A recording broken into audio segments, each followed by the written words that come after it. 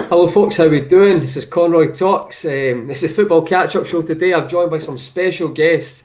We've actually got the Liverpool triplet. I was practicing saying it off camera because I was going to say quartet. I was like, no, it's not. But we've got the I'd say the nucleus, or the several nucleuses, but we're one of the main of the Liverpool fan channel community.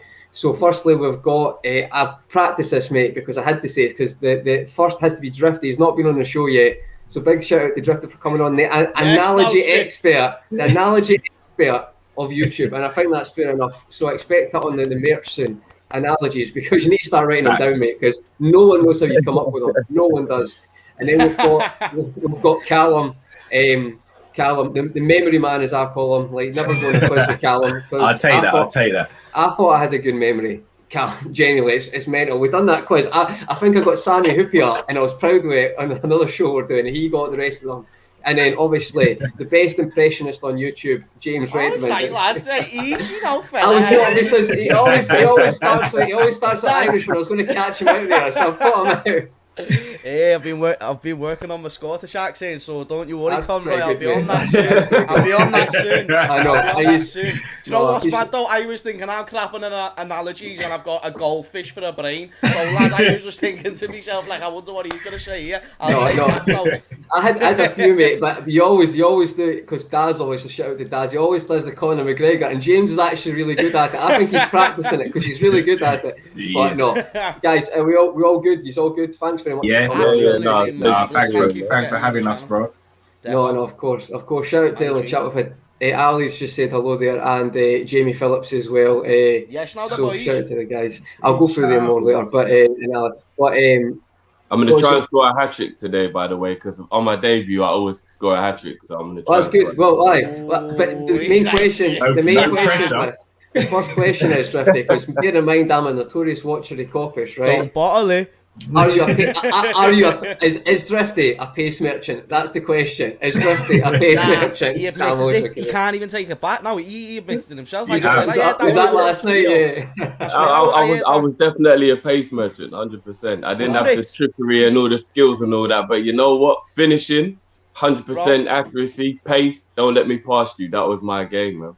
Pace merchant or not, though? Did you know how to use it? Sounds like you did. 100%. But there you go. I could sprint within a sprint. I was like Gareth Bell. Like, you thought you was there, and then all of a sudden, it's still done. 5 minutes, 3 minutes in, he's comparing himself to Gareth Bale. Like, honestly, fair enough. I love Gareth Bale, so I'll take that's amazing, mate. Brilliant. The pressure you're putting on yourself, dude. No. Listen, do you know what? By the way, I only said pace like Gareth Bell. I didn't say skills. I know. Reel it back now. I was as quick as Gareth Bell. Yeah. No, I appreciate the guys. And I was going to say as well, I probably next time I'll work on like a question for if we get any new guests on what they should say. But no, for this triplet of LFC YouTube, probably royalty, I'd say you're definitely. The channels are outstanding, so guys, I really appreciate coming on. But we're going to go a bit different direction today because I think it's quite enjoyable. There's actually been lots of things happening in the last kind of week and a half. Apologies, the last couple of weeks I wasn't too well, so it's been a delay in streams to anyone who's watching. So thanks again. So the first topic will go, and I think Drifty missed this before it came on, but I think it has to be, because if anyone knows me, knows I love Lionel Messi. Just for me, each their own opinions, but for me, the greatest. I know Drifty's going to say R9, and I would say R9, talent-wise, out of this world. But just, I think, longevity-wise, and it's a difficult one because, Drift, I know there's some good points in there as well, mate, about like the Champions League, then European Cup. You know, it wasn't just every team in it, and injury-wise as well. I mean, even I'd say when Ronaldo was at 2006 World Cup, he was a bit overweight and he still didn't step overs around the keeper. So outstanding player, but I think for me the greatest, we're not going to get into that debate today because that's about a 3-hour video. We're not going to get into that, but just online, I stayed up at the weekend. Shout out to LFC Day Trippers. I had a stream watch along, so I was listening to Keith, Avi and Grizz. So I really enjoyed that. But got to be honest, guys, I love Liverpool. Liverpool's my team, but if there's one player I feel like you have a connection with, for me it's Messi. Just something about him. And obviously his ability is probably the first one, but just to see him win it and see the emotion, it did actually kind of reminisce, you know, when we got through against Barcelona and we never thought we would do it. Yeah. For me, it's like, because I didn't think Messi would ever do that. I thought he's going to finish his career and that's going to be his stick. And to be honest, the way I look at Messi, that's I don't judge him on that. Like, for me, he was the best before that. And we don't have to get into that debate. I think Keith, also from LFC Day Trippers, he tweeted after it, shout out, it was a great tweet. He went, that's never changed my opinion on him, but it's been a stick that's been used to beat him constantly. And it's not even on, you get obviously the Twitter fanboys and stuff like that, and fanboys, fangirls, you know, constantly doing it. But also you get some journalists as well try to drag him down with it. Well, look at this. But for me, he's answered that. And as much as you can say, what an amazing tournament he had, but it's quite ironic. He wasn't amazing in that game, but you know what? DePaul, shout out to Mark, DePaul was unbelievable in that game. And Di Maria, fair play to him, he really stepped up. That goal was an outstanding finish. You can maybe question the defending in Ederson, but the finish in a final at the Maracanã as well, unbelievable. And I just thought it was a great moment for football. And I think most people were pretty ecstatic for him. I don't think I'm wrong in saying that. So I just wanted to firstly get your thoughts on the Copa America and them winning. And the second question, is it's in the thumbnail, which I created, which didn't look terrible, so it was okay, is do you think he'll win number 7, the Ballon d'Or now? And firstly, because he's obviously his first time on the channel, Drifty, I get your thoughts on Messi, the Copa America at the weekend. I think what you said was correct about the final. I think he didn't have a great final at all. Not because he bottled it or anything, but just it happens, innit? You're not going to be great every game. It could be the after effects of Colombia kicking that absolute. Is this PG, by the way? You say what you want, mate. It's just. No. You've got to ask, because you know my filter is. I usually judge it in Copish if it's after 9, so it's up to you, mate. We need to get Drift on James Redmond TV. We'll have him unleashed. It's like within reason, but if you ask something, Scotland got beat by a 50-yard goal, and to be honest, I didn't even know what PG was that night. So whatever you want. My man hadn't heard of PG. But no, obviously you look saw the Colombian game when they kicked the absolute shit out of Messi. Like, I mean, there was blood coming out of his sock. That's how much they were kicking the crap out of him. So it could have even just been the after effects of that game why he wasn't so good in the final. Do you get what I mean? But no, he had a brilliant tournament. A lot of people forget as well, there's a lot of political stuff with Messi and Argentina. There was a big part where they didn't even like him, and then the whole Maradona comparison was splitting the fan base itself, and then he started to feel like he wasn't even welcome in the team. And there's all kind of madness that's gone on with Argentina and Messi over the time. And as soon as Cristiano won the Euros, everyone felt like that was just the reason why you could beat Messi. They were like, oh, well, Ronaldo won the Euros. By the way, they did it without him. Yeah. So there you go. And I think this tournament also proved that Ronaldo, as good as a player as he is, he's also a hindrance. Like, it isn't really that, like, you've got to play to him. Do you get what I mean? And it kind of makes everyone else a bit weird. But anyway, we won't go into the Christina stuff. But no, Messi. That's why I was very happy to Drift to be on the show. I was ecstatic for Drift to come on the show. Out of all shows, I was like talking about Lionel Messi, and oh mate, I think Drift, absolutely agree with what you said, mate. I think it's just to add, I'll let you crack on, Drift, but see the whole thing as well. Bear in mind, he was considering retiring. He had a break from it. I didn't think he would ever get back. And I know he's an alien, but at 34 years old, to still be, I'd say, have the tournament he had. I agree in the final. I don't think he was bad. I just think he was trying too hard at times. Like he was winning tackles. He doesn't usually press like that. And I just think it was really nice to see his teammates react when he won it. I've never seen that before. Not 7 people going to one player. We've all had little quartets who we hug after a final, but I thought that was outstanding. So just to add to that, Drift, I thought like he had a break as well, and I'd never seen this coming. So I was ecstatic for him. Yeah, I mean, and the thing is, even though I really, really do like Messi, as you lot already know, not to start another argument, but just a side note, I'm a Neymar guy. So that tournament for me, because when Brazil won it, he wasn't a part of it through injury. I wanted them to win it so he could be a part of it. So I know Brazil as a nation didn't need it because they know what it's like. They only just won it a few years ago. But Neymar has only got the Olympics. So a lot of people try to beat him with the same brush they do Messi, where they go, oh, well, he's never led Brazil to anything, so how great can he be? And I'm like, well, we're talking about the worst generation of Brazilians in history. And I'm not saying that they're a crap team. If you go all the way back to the Zicos and the Dungas and the Ronaldo, this is the worst Brazil have ever been. So it's a bit harsh to throw that at him. But even him, showing the love and admiration for Messi, and especially as them being friends, that he had a moment to himself where he did get upset, and I get it because he's a proper proud Brazilian, and he had a little cry and he was on his own. I know they did a bit. It's like he walked off, like it wasn't even attention seeking. He walked off. He wanted a moment to just realize, wow, shit, we just messed up the final and I don't have this. But then after that, he came and made sure he found Messi and they embraced for about 2 minutes. So I thought it was beautiful to see two professionals just having that respect and that love. And as you said, Conway, he's like, I know how much this means to Messi, that he was still happy for Messi once he got over his own disappointment of losing the personal game he wanted. So I thought all round it was just beautiful to see, and I was happy for him because you ain't beating Messi with that brush no more for a start. But not only that, it actually stops the who, when, what if conversation that I didn't want to happen for another 30, 40 years down the line, where they're like, oh, well, if Messi had done this, maybe we could have it. And it's like, no, it's over now.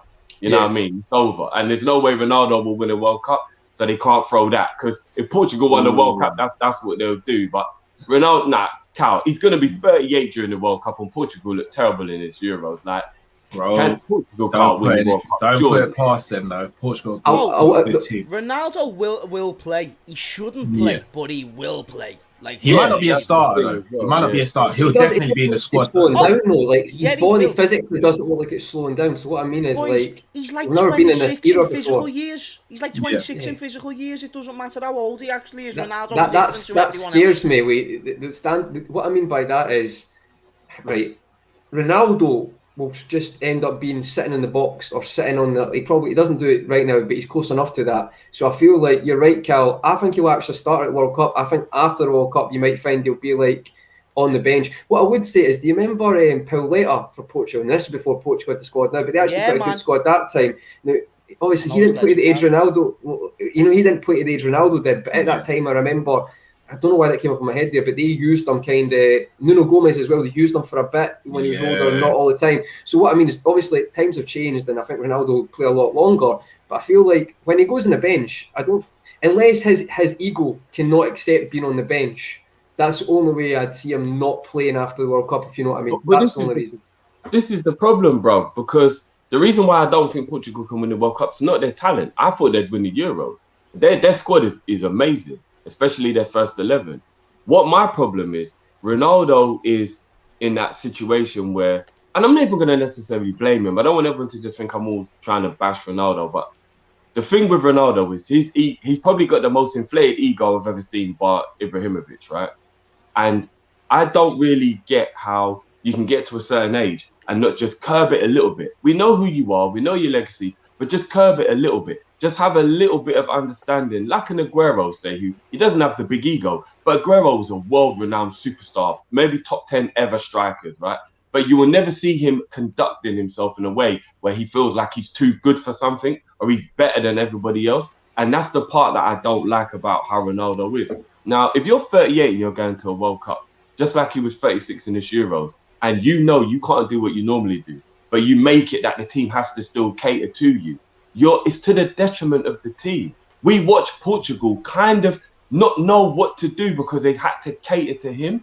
And it's like, we know that you are good, but bro, it's probably better if you are just an impact sub for 20 minutes and come on and be that guy in the area who is dangerous and can hit the target with one shot.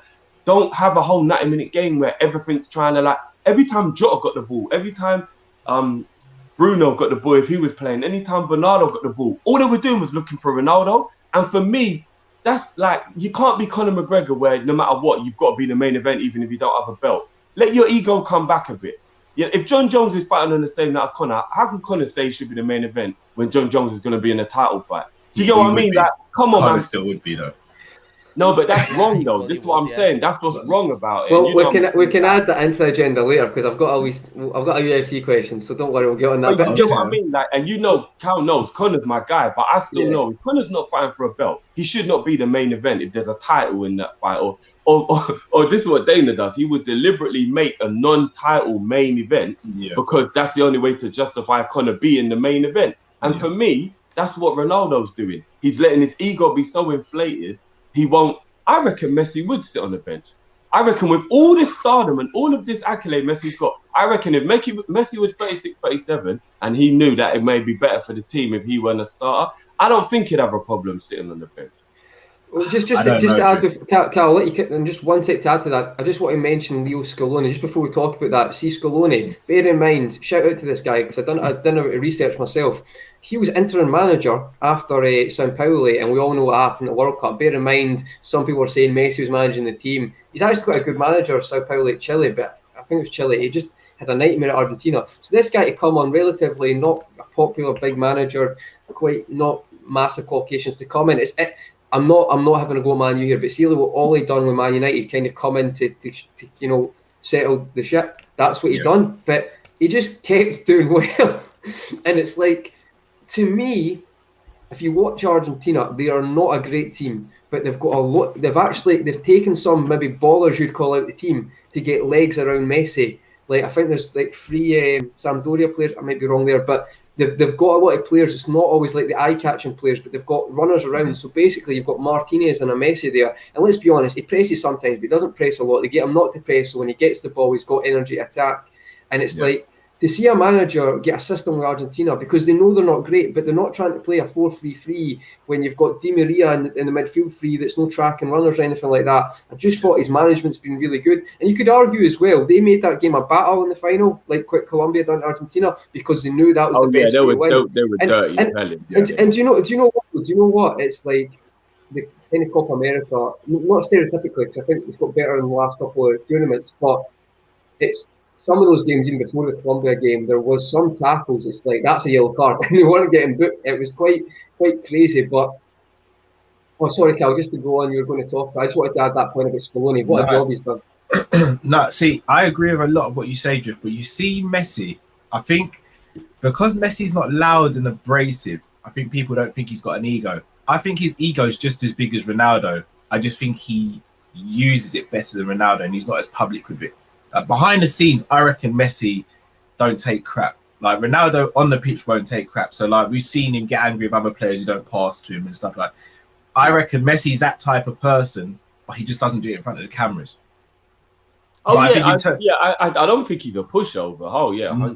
I think he can actually be quite ruthless. I think he's probably as ruthless as Ronaldo, probably if not more. Yeah. You don't think he runs a game no more, Cal? See, because he can run a game more. See, passing to Messi, it's not like he's going to shoot from 30 yards. Like, he can actually run a game. So he can play. I'm not saying Ronaldo can't do that, but it's like, I've seen Messi take the ball from the halfway line at 34. And like, even the La Liga games, like that, he will get assists and look at his stats. So he will make other players play better, and Ronaldo does as well. I'm not saying that, but to me, I think Leo Messi could play. He doesn't. He doesn't. I'll say Ronaldo doesn't make other people. No, but for me, I think I look at Messi, right, and I feel like the assists don't lie. I feel like he could drop into centre mid and run a game there. Whereas, like, when he grows older, he can do that. So it's like, you might find that even if he gets dropped, or he might get dropped back, I feel like there's ways of finding Messi in. It's a bit weird with Ronaldo, though, because see, you say his ego. A Portugal team could probably play towards Ronaldo's strengths more if he just stayed in the box more. I know he comes deep because he thinks he's the main man, but let's be honest, if you get the ball from 30 yards and shoot, you're not going to score that many times, and I just feel like they're different players, and maybe that's why I think Messi can actually play in the first team till he's like 38. You might disagree, but I get what you're both saying. I think it's a really good point, and you're saying that with Ronaldo. But to be fair, mate, like, he did have a good Euros. You can't deny that. He is good, Ronaldo. He's a brilliant player. I just think he can't run a game like Messi. I don't think he can run a game like Messi. That's just the way I see it. He's never been able to. I'm not gonna lie. I didn't think Ronaldo was all that great in the Euros. I agree with Drift. I thought he held them back massively from actually reaching their full potential and possibly going on to win the tournament. I think he held players back like Jota, even though there was that moment where Jota could have passed them, whatnot. But it's just like, how many moments would players be in that situation where they can create something themselves, but then they see Ronaldo and they're like, shit, he's going to be so pissed if I don't pass it to him right now. So it will affect their decision making within games. So 100%. There is definitely legs to that argument. The thing about Messi as well, you know, I don't know if we're having the Ballon d'Or conversation, but Messi should win the Ballon d'Or. My man is, how old is he? 34? We're just going into that, James, so you can lead the way with that one. Well, I'll segue into that conversation, and I'll lead the way, because let me tell you now, right? Do you know when you talk about Lionel Messi, boys, he is so serious. He don't need pace.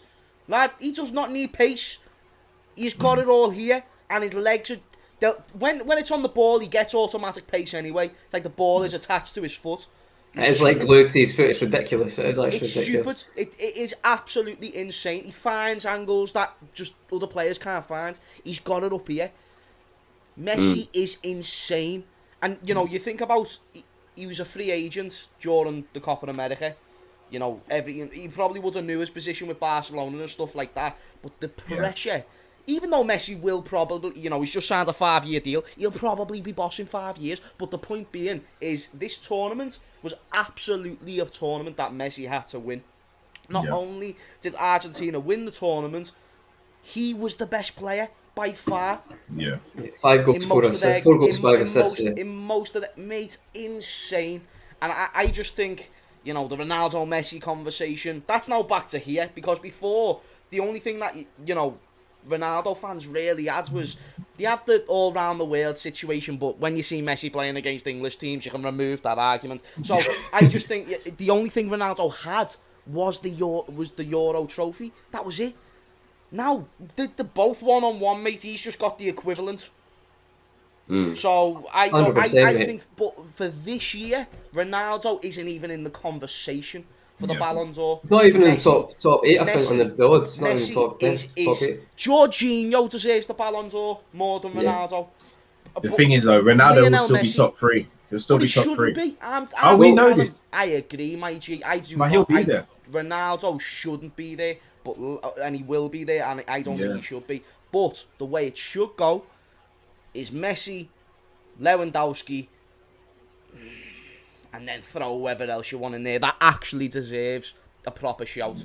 Let's start treating the Ballon d'Or like a proper competition. It might be Kante might have a shout just because his performances leading up to the Champions League win. No, that's recently. That's what they're saying. Not a chance. You can't play well for 6 months and get a Ballon d'Or when I'm seeing Robert Lewandowski score 40 goals. Lewandowski's above Kante for me, right? Yeah. Winning his country mega trophies. This Kante for Ballon. No. I was saying I think Kante will be third or fourth. That's what I was saying. I think because he was built up and then. I know, but I think just with the odds, because he was built up for the World Cup after Champions League and then he fell. I'm just thinking who's third or fourth. I think for me, it is between Lewandowski and Messi. To be fair, Lewandowski did beat Muller's record, but for me, it's Messi to win it just because it's not even like he just won the Copa America. Let's put it in perspective. Argentina scored 11 goals, right? In the Copa America, and he was involved in 9, like goal or assist. Mad. That's mental, and it's like that's FIFA stuff. FIFA. But we're so used to that standard that it just kind of gets not as much with Argentina all the time. But it's like you talk about Barcelona as well. I keep hearing people tell me, "Oh, but that's just a Messi season." He can't be judged on his own success in previous years. I think he got 14 assists in La Liga and 30 goals in the league, and overall, I can't remember the exact stat. But it's like, and they won the Copa del Rey, which is still it's a big trophy. It's domestic. Look at the goal he scored in that final as well. I know. He scored 2 in that. He's unbelievable. Like he is unbelievable. He's different. You know levels, guys, man. Bro, my man scored the greatest goal. Sorry, Drift, dead quick. He scored the greatest goal I ever saw against Sunderland. It was Bosch in Spain. Like, I don't mean to be a Messi party pooper, but I think he's got to go to Lewandowski. No, I do, and I know there is an argument. There is an argument. No, but here's the thing. Not just because he broke the record. Not just because you broke the record, you lot, but I know everyone says, Drift, take the sentiment out. I can't on this one. Lewandowski last year was robbed. I mean, daylight robbery in the middle of the street, robbed. And you know what? It would just be a bit of justice if he won it this year because he should have one. It'll be a crime if Lewandowski retires without a Ballon d'Or. And while he's got something to back him up, which was the 44 goals, broke the record, and it's still a legit argument where you're not just giving it to him like what they did with Modric. I believe he should win it this year for that. I do. Messi's got 6 of them already and probably might get another one. Like, Lewandowski deserves a Ballon d'Or. So for me, that's why I go down. Here's the thing, though, Drift, because I fully agree with you that he should have won it last year. This year, though, and again, in the league, phenomenal. But you think in Champions League, their version of the FA Cup, Bayern didn't really turn up this season. and he was Yeah, the but part can of you those. judge him by that? It's an individual award, remember? Well, no. But if you're looking at overall, Messi turned up in the league, turned up in the Copa del Rey, and the Copa America.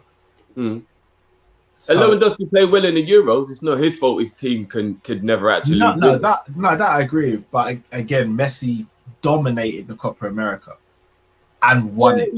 But I'm still giving it to Low. I'm still giving it to Robert, man. I'm giving it to Robert. That's fair.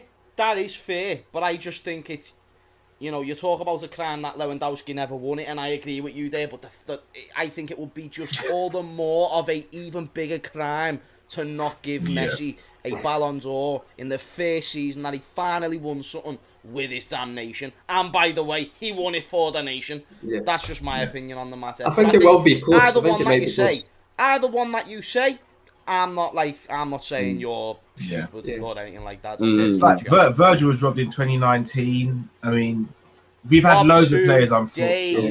We've had loads of players, unfortunately. I think with Virgil losing to Messi, he did kind of say it's like if you're going to lose it to anybody, and Messi was ridiculous that season, and I think that may have been the tightest one ever for like. See, when I think I looked at the votes, I might be wrong there, I might be wrong, but I think it was very close. So that when you're that close, it's a toss of a coin when you're going through with it. I know it's the journalists who vote for the Ballon. We talk about it like it's like fucked out the sky, but it's journalists, isn't it? That was biased. Let's just keep it real. That was biased. Van Dijk should have won that every single day of every single year. No, I definitely. Messi had a 6th season, bro. Yeah, but for a striker where the control is always in your hands. Yeah. Come on, man. Virgil's a defender and he controlled everybody. Like, no, I agree. He should have won that. There's no doubt. He should have. And do you know? Sorry, mate. Do you know what I compare that season to? Because that was a season where no one dribbled past him, innit? That's the equivalent of a striker scoring every time they're one-on-one. Bro. Yeah. Cal, remember when we went through the stats and I said to you, and you lot thought I was bullshitting when I said, you know, he actually completed 32 of 32 attempted tackles. So what people don't understand is Van Dijk had a 100% tackle completion rate in that season. I don't think that's unheard of. That's actually unheard of. Like Cal said, it's literally like every single time a striker is put through on goal on a regular basis, he scores. Like he never misses. He scores every time he's thrown goal. Imagine how many goals Salah would have if every time he shot it went in. Boys, I know this is a very facts, and I know this is a wrong argument, right? I know this is a disgusting thing to say. Because overall career, Van Dijk can't talk to Ramos. Overall career, let's just be real with ourselves. Ramos has got nearly 100 goals for his club. He's won multiple trophies, and he was a big reason for that. But the best version of Virgil van Dijk over the best version of Ramos. All day for me. Oh, yeah. All day. Bro, that's all not... day. Bro. No. Drift. For us, this is a piece of piss. But not everyone has got the same brain cells connecting like we do. Not people have the same respect for my man Virgil like we do. So if there is any neutrals who are watching this stream, if you do not know, get to know, man. Virgil van Dijk is different, especially right now. It's like, and do you know what? Not to go into a Van Dijk talk, but I think this injury is going to come back like Superman. Boys, he's got touching wood. I'm touching wood. Did you see the scar? Oh, yeah, bro. Did you see the You're scar? pissing in the wind now, bro. No. Oh, listen, I'm pissing all the way in the wind. All the way in the wind. We're not talking about no normal human being. We're talking about a player who came into our team, won us a damn league, and won us a damn Champions League. Would have we won them trophies without Virgil van Dijk? I don't think we would have, me personally. No, so let's realise who we're talking about in this moment of time. Bro, listen, you know when you said the best version of him versus the best version of Ramos? If I'm being honest with you, and everyone's going to just say I'm biased, but who gives a damn? I've seen a lot of great players. I haven't seen the Beckenbauers and those guys, but obviously I've seen the Maldinis, the Nestas, the Cannavaros, world-class, superb defenders. But if you want to talk about attributes, all of those players still had a weakness. Virgil does not actually have a weakness. Like, he literally does not have a weakness. See, can I just add, right? I think, I've said this with Ramos for years now. You cannot argue what he's achieved, right? And you cannot argue he's a great player, great defender. One second. But I think Ramos, this is going to sound, people might probably disagree. I think he's an unbelievable leader, winner, mentality through the roof. Probably could argue more than most defenders, right? Going from a right back to centre half. Yeah. People forget he was outstanding. He was an outstanding right back. I will say that. I thought he was a great right back. But see, when you look back, I don't think I'll ever say Ramos is will be in my top 5 defenders. Like I think he's a defender. Ramos is not a good defender. I've seen him kill Messi. No, he's I think he's great, but I don't think he's in the top 5 for me when I look back. Nah, I'm gonna be honest with you, lot. You don't get 182 red cards if you're good at defending. You just don't. And I know his temperament is also a part of that, but at the same time, it's not like I'd probably say maybe 5 of his red cards are petulance.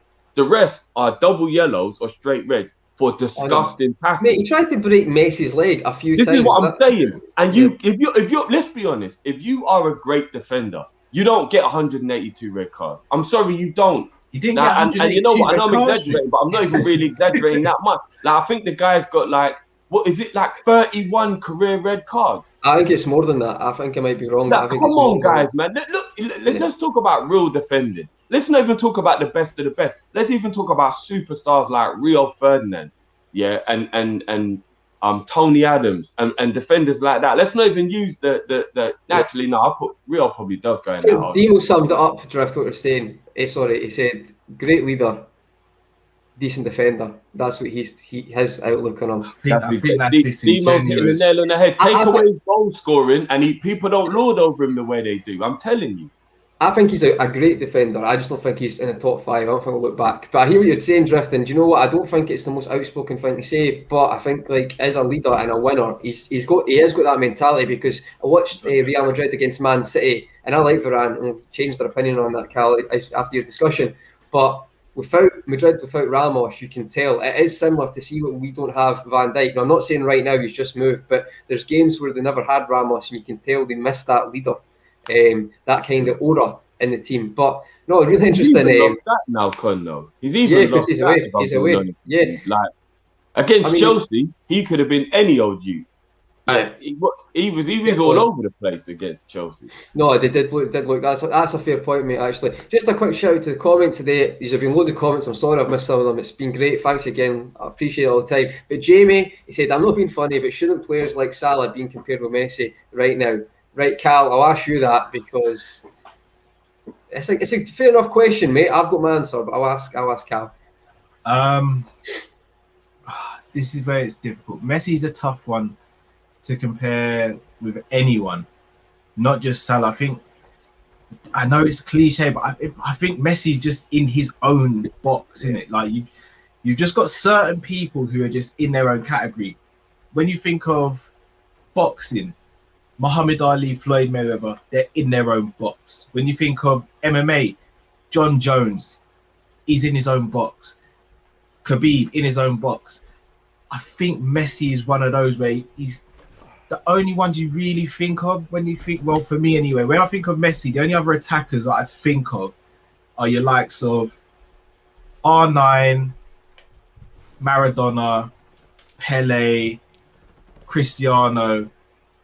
That's it.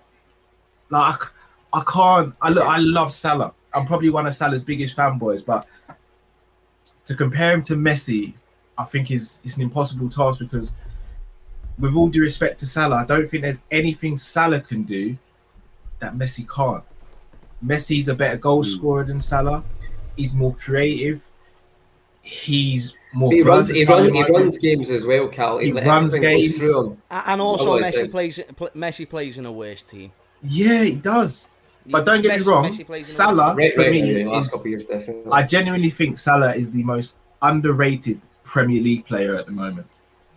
I think it's criminal how people look at the first season he did and think unless he hits those numbers again, he's average. He's come to, put it this way, yeah, everyone lords over Drogba, right? Drogba's the top African goal scorer in Premier League history. Salah is 10 off his record. Yeah. Put that into context. Drogba is seen as this all-conquering worldly centre forward. Salah, this little right winger from Egypt, who was a Chelsea reject, has come, and within 4 years, he's within 10 goals of that record. Drogba's first season, 10 Premier League goals. There he goes. 10 Premier League. Salah got 33. Salah was alien. Salah was alien that first season. He had 2 stints at Chelsea, bro. Yeah, I think it was maybe five, Drogba? 6, and then he came back for a remember year. he left and then came He back. won the league. That's why he's got free. Because When did that happen? Yeah, he left and 14, went to Galatasaray, didn't he? 14, Did Drogba 15, leave came and come back? because he scored at Old Trafford. Yeah, he scored at Old Trafford when he came back. Yeah. I don't even remember that. He did. He scored like 4 goals that season. That's why, because Drogba had specifically 101 or 100 Premier League goals after he finished. Like he just made the 100 club, and he got a few more after. It was kind of like the Thierry Henry stint, but except he actually joined the club, and he was all right. To be fair, he done the job. He scored a few Premier League goals. Yeah, so that's what I mean. I don't remember that. Yeah. I genuinely don't remember that. No, it's funny how you just like. Do you know what I forgot? Kamil Krakowiak was from PSG to West Brom, and I was like, this guy was superb, and he got relegated to West Brom. Was he the defensive midfielder? Yeah. He got sent off he was playing for Poland there, and I saw him, was like, he was actually really good with PSG. I remember watching him, and then some moves just don't work. Great shout out, Jamie. That was a great question, mate. Again, thanks for the question, folks, in the comments. Really appreciate it. But we'll just need to kind of crack on a bit with the next bit. Guys, that was a great take on it, and thanks very much for that. So, anything else you want to add on the Messi or Ballon d'Or? Have you summed it up? We're happy with that? Just one thing about when we talk about the whole Messi and Ronaldo and all this stuff, the one thing I think it doesn't matter, but it does matter, and I know it matters a lot to Cal because it's one of Cal's like world class kind of criteria. Yeah, criteria that for a 4 or 5 year period, consistency has to be a part of the situation, because that's how you can kind of base it.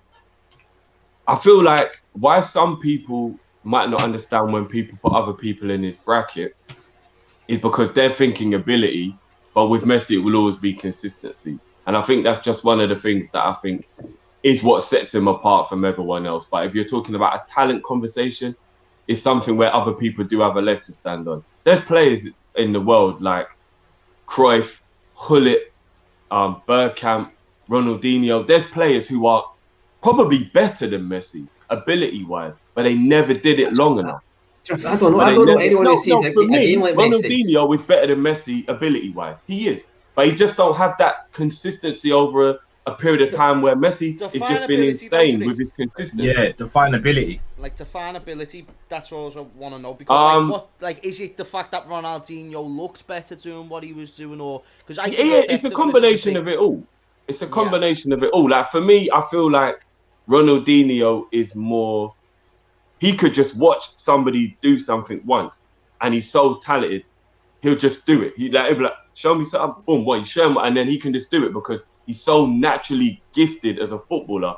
It just came to him so easily. It was a joke. It's probably why he actually ended up being so party thing, because like this is just so easy. Like I can be John Jones. I can go and have a party now and then just win the cup tomorrow kind of thing. So I'm not saying there's miles in between them. I'm just saying if you said to me, who is the more gifted all-round footballer, Ronaldinho or Messi, I would say Ronaldinho. But consistency-wise, he's never going to be able to talk to Messi because Messi did it for so long. But look at the assists, look at the assists. Like, put this in perspective. See, this is the most mental stat, right? See, we'll try to compare Ronaldo. Let's say Ronaldo, right? Cristiano Ronaldo, right? In the last 10 decades, Messi has got the most goals and the most assists. There's never, ever been anyone like that. That is unbelievable. It's like, for me, you can look at skill, and I get what you're saying. Like, I love Ronaldinho. For me, and I know I had the Cal didn't put him in the world class. I'm not getting into that, right? But I do believe Messi sees things that no one else sees. Like, I actually firmly believe that, because even something that looks obvious, see the Argentina game against Colombia, Ecuador, when he passed to De Paul, I just think when I've watched him, and I've been watching his assists more than his goals, because a lot of people think, the Maradona comparison goal when he beats loads of folk. If you just watch his assists, like, I just think it's he made a pass to Jordi Alba against Osasuna last season, and it's still, I don't know how he's seen this pass, and it's I think he's the best passer and the best dribbler. Maybe dribbler, you could argue Ronaldinho with a dribbler. I was going to say, But I think dribbling and skills are two different things, and I'm not trying to present that Ronaldinho had nothing else. Of course, he was good at all the other shit, but I just think who's a better passer? I'm gonna say Messi. Who's a better finisher? I'm gonna say Messi. Who's a better shooter from outside the box? I'm gonna say Messi. Who's a better set piece taker? I'm gonna say Messi. And then who is a better dribbler? I'm gonna say Messi. Skills all day in terms of an attractive footballer. Absolutely, Ronaldinho, mate. You are my hero. Like every single kid around where I lived, and I'm sure you can speak for yourselves, that Ronaldinho made you watch shit, and you were like, whoa. Everyone in my generation loves Ronaldinho. The generation above, the generation below will know about Ronaldinho just because he was such a unique player. But Messi, for me, is just the more well-rounded when you think about them. Statistically, he's better. Everything, mate. You know. Yeah, there's an argument with dribbling. I do get the dribbling thing, like, because I always think of like I think Messi's a better dribbler, but see, like the Bernabeu when the fans were clapping, I'm like the most plastic, like no plastic. The fans there, like usually wouldn't. It's like I get that. Dribbling should be looked at effectiveness. That's how dribbling. Dribbling is ball control. It should be looked at effect. No one gets the ball off Messi, man. Yeah. I'm sorry, bro. Like you know what? Maybe I'm just too old school because I totally agree with what you lot are saying in terms of the effectiveness. Because if you're effective, the game is more positive in your team's favour. So I get it, but I don't agree he's a better passer than Ronaldinho. I think he's a fabulous passer, but I can't agree with that. I think he's a better passer than Kevin De Bruyne. Like, I think he's the best passer in the world. He's the best in the world. No, but you lot are forgetting Ronaldinho used to do some never forget.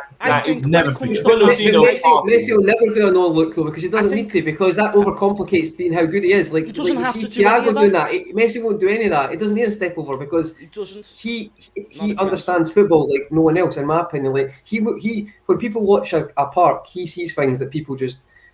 That's the only way I can explain it. You can't be that good and no one comes near you. Like, I'm left-footed. Everybody and their dog knows Messi's going to go on the left foot, and they can't do anything about it. Messi is that good.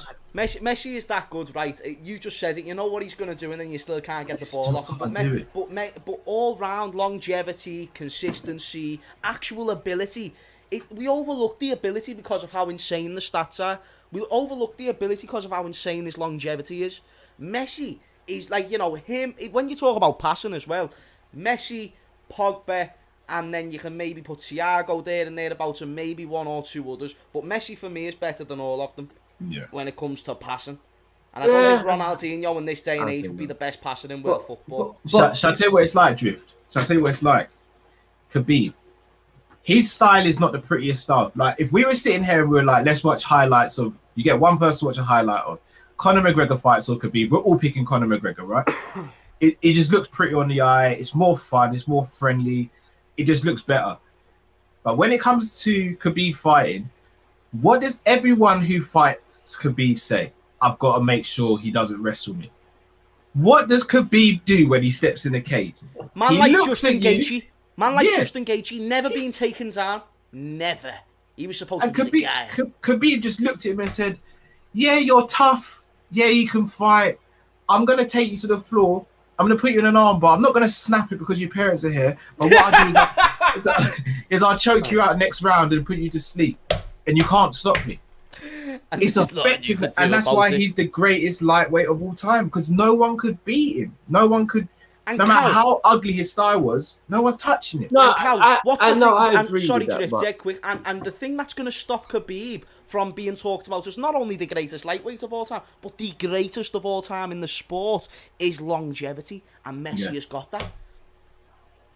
So, yeah, like I said, I'm a sucker for the beautiful game, so to speak. So, and don't get me wrong, Messi is pretty to watch. Don't get me wrong, but there's still certain things about the way he plays the game that I don't think he has as much elegance and as much flavour, which is why for me, I would still say Ronaldinho was an all-round more talented footballer. But I get you lot's argument. Nothing you lot said is like, it's all slowly trying to make me think maybe it is Messi. Like, I can feel it having an effect. It's a special era. The Ronaldinho era is a special era, Drift. When that challenge is a very special era. I think because what happens is, right, people didn't get to enjoy that as much because literally he won the Champions League. Then this little guy kind of fit in a shirt comes along, and I think they knew at the time, not that obviously would have the effect, But then, bear in mind, Barcelona were not winning. They weren't like they are juggernaut as a team, but they weren't winning every year. And then Ronaldinho, they won the league, then they beat Arsenal Champions League, and then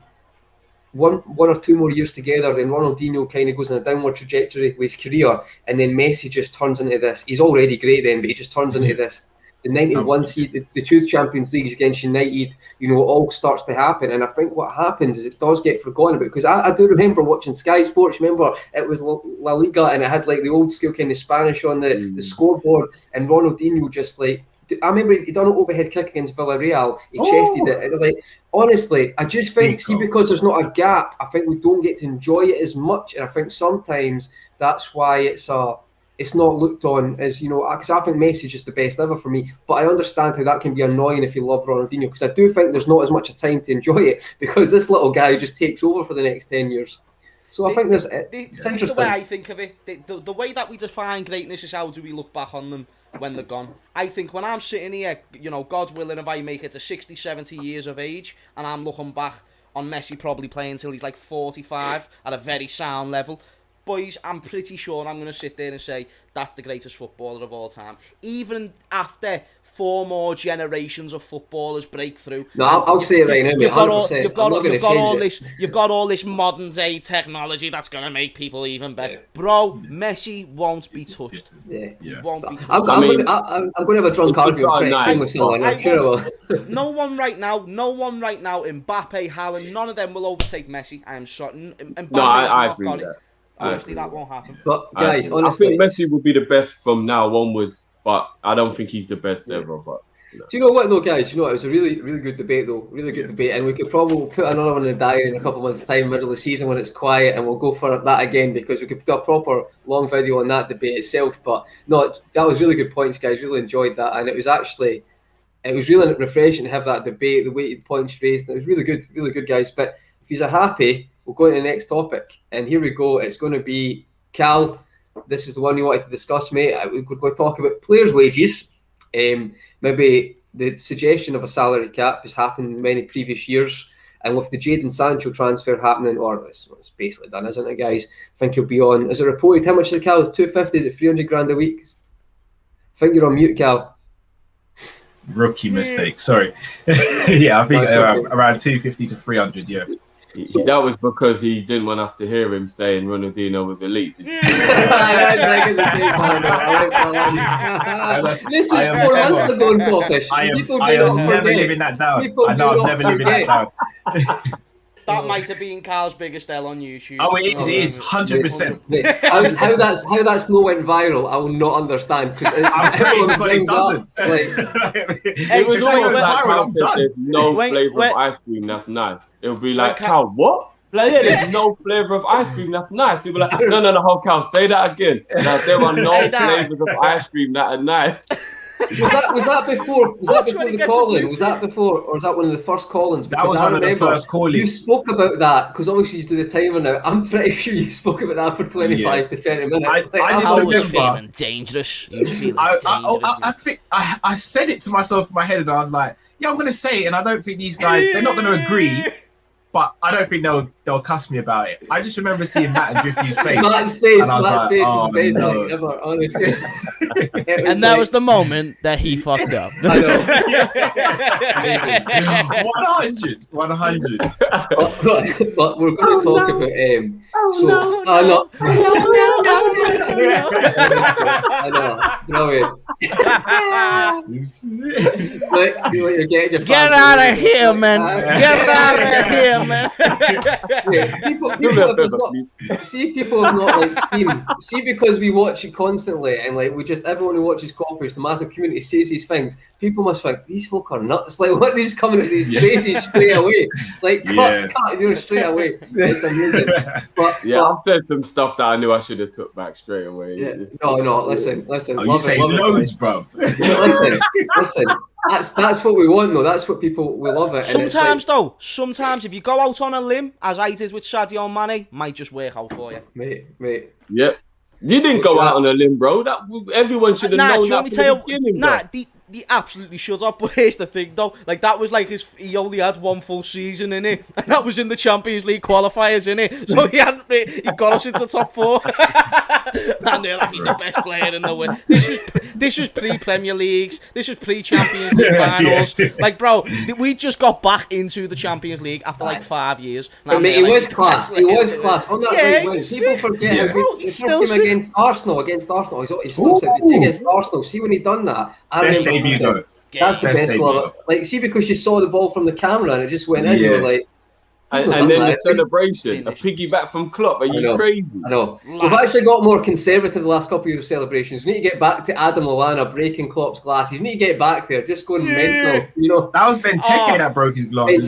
Sorry, it was Lallana's goal. Yeah. But on it, guys, we better get on with player wages, right? So, Cal, I'll let you kind of kick off this one. We're going to talk about salary cap with Jadon Sancho, who said he's maybe reported with 250 to 300 now. And the question, I looked at a few articles recently, the question that maybe does get brought up is, one, should we have knowledge of players' wages or articles about it or rumours about it, because you don't always get that in other walks of life. And secondly, you wanted to talk about this as well, would the salary cap be an option? And just wanted to get your opinion on that, Cal, because we spoke about this last week.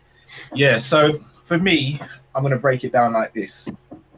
Actors, actresses, entertainers, maybe the only other ones that we do know about are fighters. But apart from that, fighters and footballers, we do not ask for anyone's how much they make, and nor do we have access to that information. I'll be honest with you right now. If someone could just Google my name and find out what I'm earning, I'd be livid. Like, that is no one else's business apart from mine and whoever I just decide to disclose that information to. And I think the fact that football players are held in judgment because of what they make, I think is ridiculous. And I think the reason why people always berate football players for making a certain amount of money is because they believe other industries should make that money, which, again, I agree with. But here's the thing. I don't believe in making someone poorer to make someone else richer. That's not fair. That's not equal. In the same way, for example, if I walk past a homeless person, someone shouldn't come up to me and say, well, you know what, Cal, you sell your assets and you give them to that person, so that person comes up and you go down, so you're equal. With all due respect, footballers work from the age of 6 or 7 to become a footballer. They have a short career, and the reason they're able to make this sort of money is because they are playing for clubs that generate a stupid amount of money. Now, check this. Everyone says 250k a week is a lot, and it is to us because that is not money that we'll probably make in our lifetime. But check this, right? Let's say Man United, for example, are paying Sancho that amount of money. Sancho might actually be bringing in to Manchester United about 500-600k a week through sales, revenue, merchandise, and all those things. So him getting 250k is still less than 50% of what he's generating. Can anyone say to me that is unfair that he's making that sort of money? Because I don't see how that is. I don't think we should be judging players. And here's the thing as well. Let's say a player's on 10k a week and another player's on 100k a week, and both those players miss a penalty. The one who's on 10k a week is going to be like, oh, well, let him off. The one who's on 100k is going to get absolutely dragged through the mud. So are we saying now, because someone's on more money than the other, that they have to have automatically more responsibility? Because we've all worked retail here. We've all worked for management. We all know that management make more money than those who they're managing, but oftentimes do less work. So where do we draw the line here? Because for me, it's got to stop. You judge a player based on the player. And if the club is willing to pay that player that amount of money, then that's on the club. That's got nothing to do with us. I hate as fans that we sit here and we're like, yeah, we shouldn't sign that player because then that player's going to be on that amount of money. And what's that player going to say? It's got nothing to do with us. It's got nothing to do with us. Do you know what? Can I just jump in on one thing there as well? Do you know one thing? Can I just jump in on one thing there?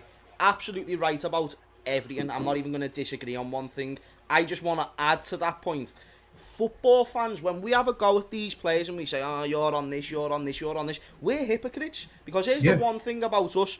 you've just said it yourself. We wouldn't like it if we were getting questions about how much we're making, especially when we've worked hard, dedicated however many years into our craft, and then boom, we've been able to actually make a little bit of money for ourselves. Yeah. But we're also hypocrites if we go at them based on the fact you're the one who's tuning in and watching the game. You're the one who's tuning in and making the... Why people say women's football, you know, the very few people who say, but women's footballers should get paid more like the men's footballers. With all due respect to the absolutely brilliantly talented women that play football and put the same hours in, you just don't get the same numbers. And how does that money... You can't make money. Money doesn't grow on trees. It comes from views. It comes from people... And I think that's improving as well. That's getting in women's football. You can see it. The point, exactly, and they should. They should. The second people start tuning in, women, you know, you see it in the UFC right now. UFC women are starting to get more closer to the men's bracket when it comes to getting paid. Simply due to the fact that they're starting to bring them levels of performances. People know what they're going to get. Yeah. How can you then have a go at a footballer when you are the one of millions of people deciding to tune in and watch them, and then saying you can't be on this much? You're not at the biggest club in the world, so who are you? Yeah. Who are you? You haven't dedicated your life to this craft, so who are you? Nothing that you lot have said is wrong, yeah? And what Cal said, I agree with from a personal and moral level, 100%. The only thing is trying to play devil's advocate. I'll be Cal for a second and just play devil's advocate for a second. Two things. The first point is, I'll use a personal example. When I was a teenager, I worked for JD Sports, right? And I do believe I probably made about £500 a day for that company easy. I was only getting paid £7 something an hour or whatever it was. Now, that's kind of just life, right? That's just life. It's just how it goes. Like, I can't turn around and say I deserve more money because I made more money. It's just life. That's just how it goes, isn't it? I'm not the one who started the company. I chose to work for them. I can't complain. So that's one thing I'll say the footballers can't really moan about is, yeah, even if you do make the money, a lot of money for the company through merch or whatever, at the end of the day, you chose to work for that company. You can't say that you should get the money. You signed up to it. So that's just playing devil's advocate on that one. And the other one is, if you're an entertainer of some sort, I know it's not fair. We know how much money you make, but the only reason why I feel like we have a right to know how much money you make a little bit is we're the people who make you your money. If you get what I mean. Like, as an entertainer, it's us. Like, we deserve to know how many pay-per-views got sold just so we know what group we're in. Am I in a group that's the majority or the minority? Did people want to watch this or didn't they? And then therefore, oh, so that many people at that price, and it's easy to work out sometimes how much money was made. They don't even have to tell you. If you know it's £10 to get a pay-per-view and 1 million people bought the pay-per-view, then you know it made £10 million. Like, it's easy to work it out sometimes. That's the only thing I kind of just feel like maybe it's not the worst thing in the world that we know how much a movie star makes, how much a footballer makes, because they kind of make the money because of us. Do you get what I mean?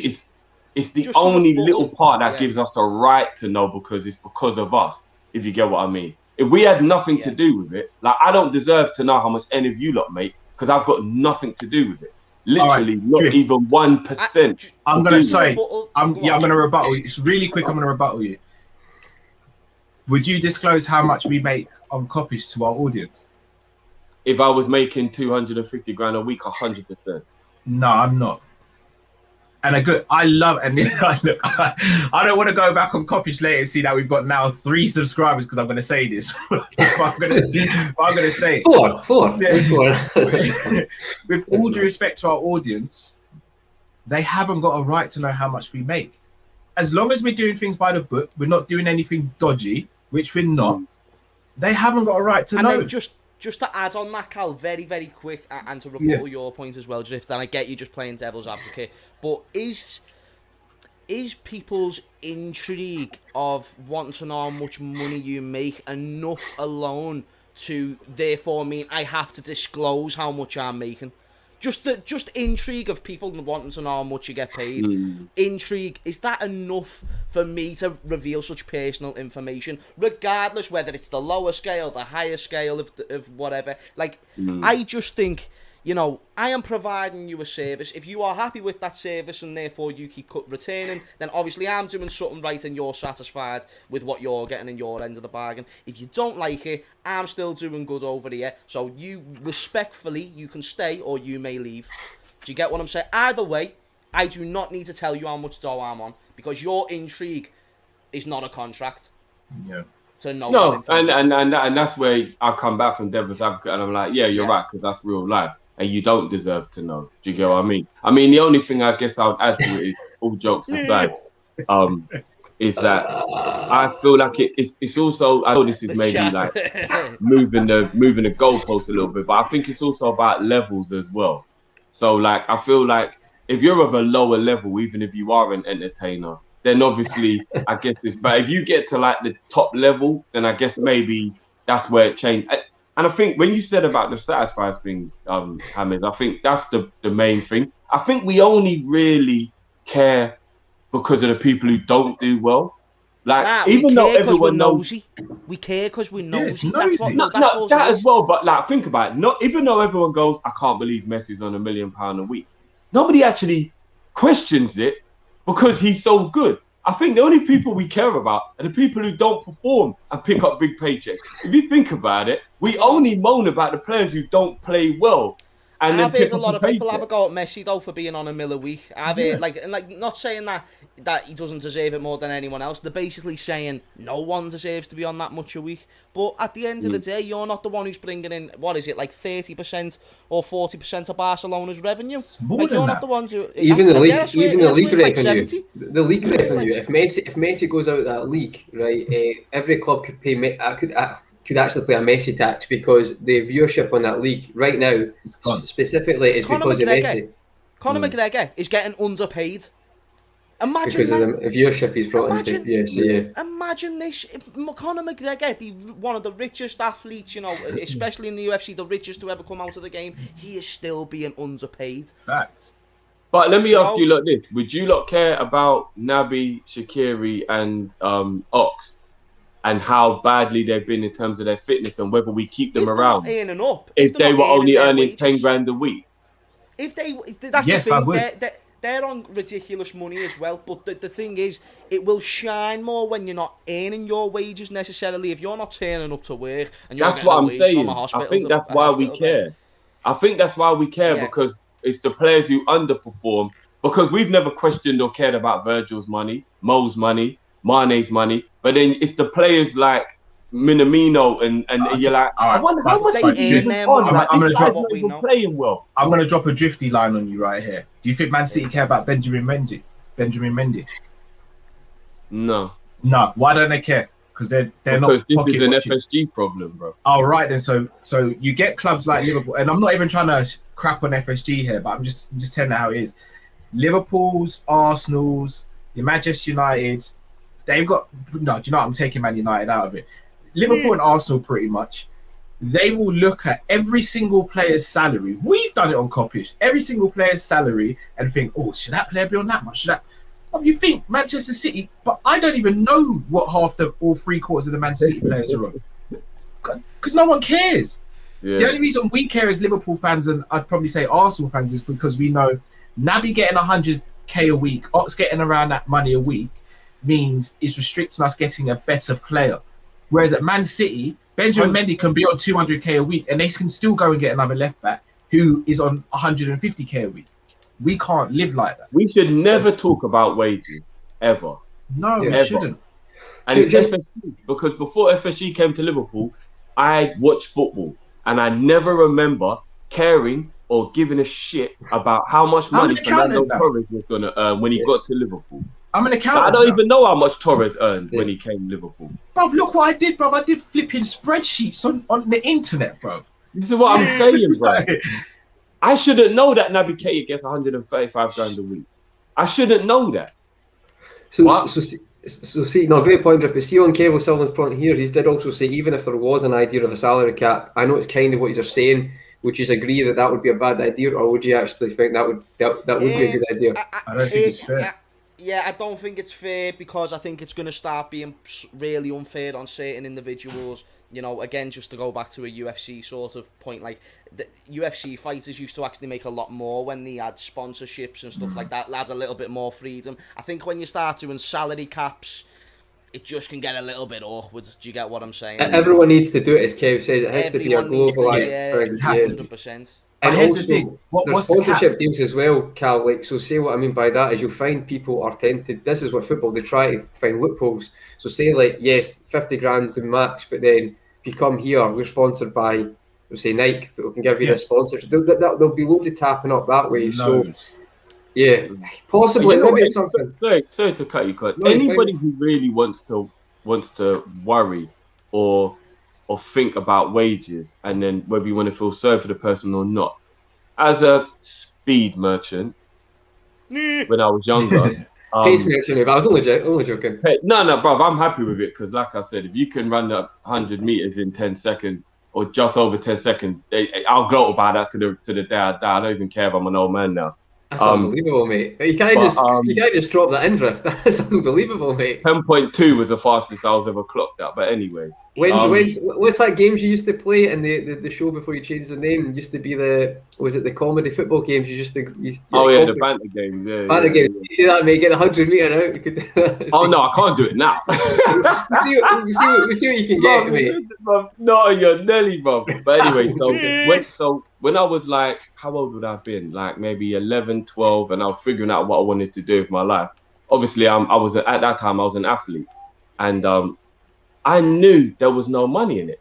Like I spoke to people who'd made it, and it was like, hold on. So I need to become the fastest man in the world before this will really be a proper viable career. And it was like, yeah, you get no wages in athletics, no wages. The only way you make money is through people investing in you, sponsorship deals and all that kind of stuff. You are literally like, and tennis is a little bit the same as well because it's only really prize money, right?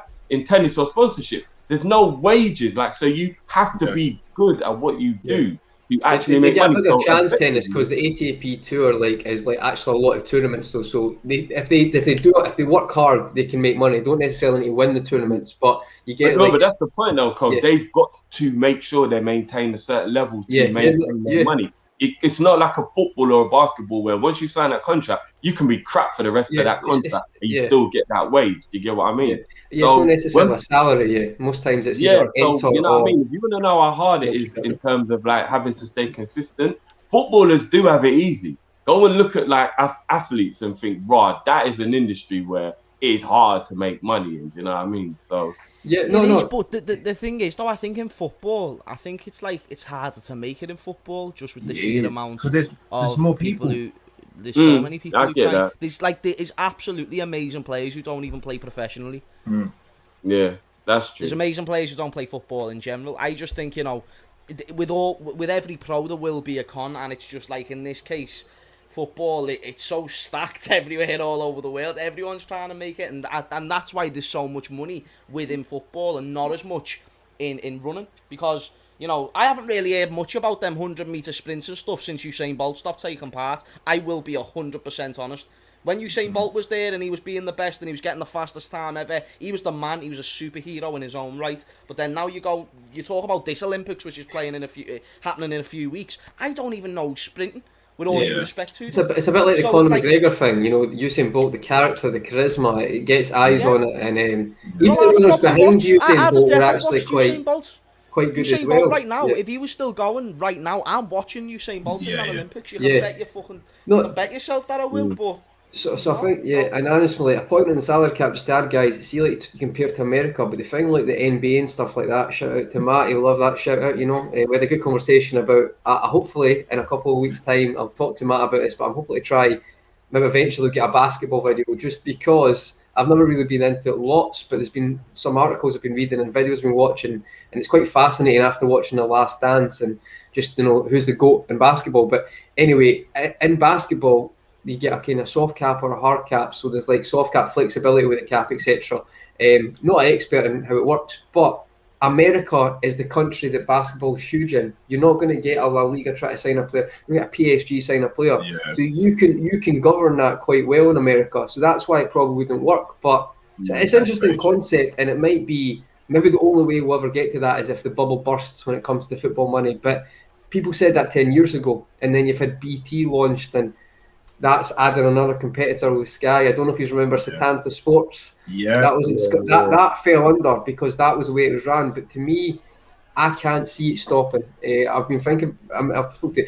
Tends to be older men tell you, "Oh, the bubble will burst." I'm telling you right now, I cannot see this bubble bursting anytime soon because they keep making more money and people keep paying for it. So it's the going to get higher and higher.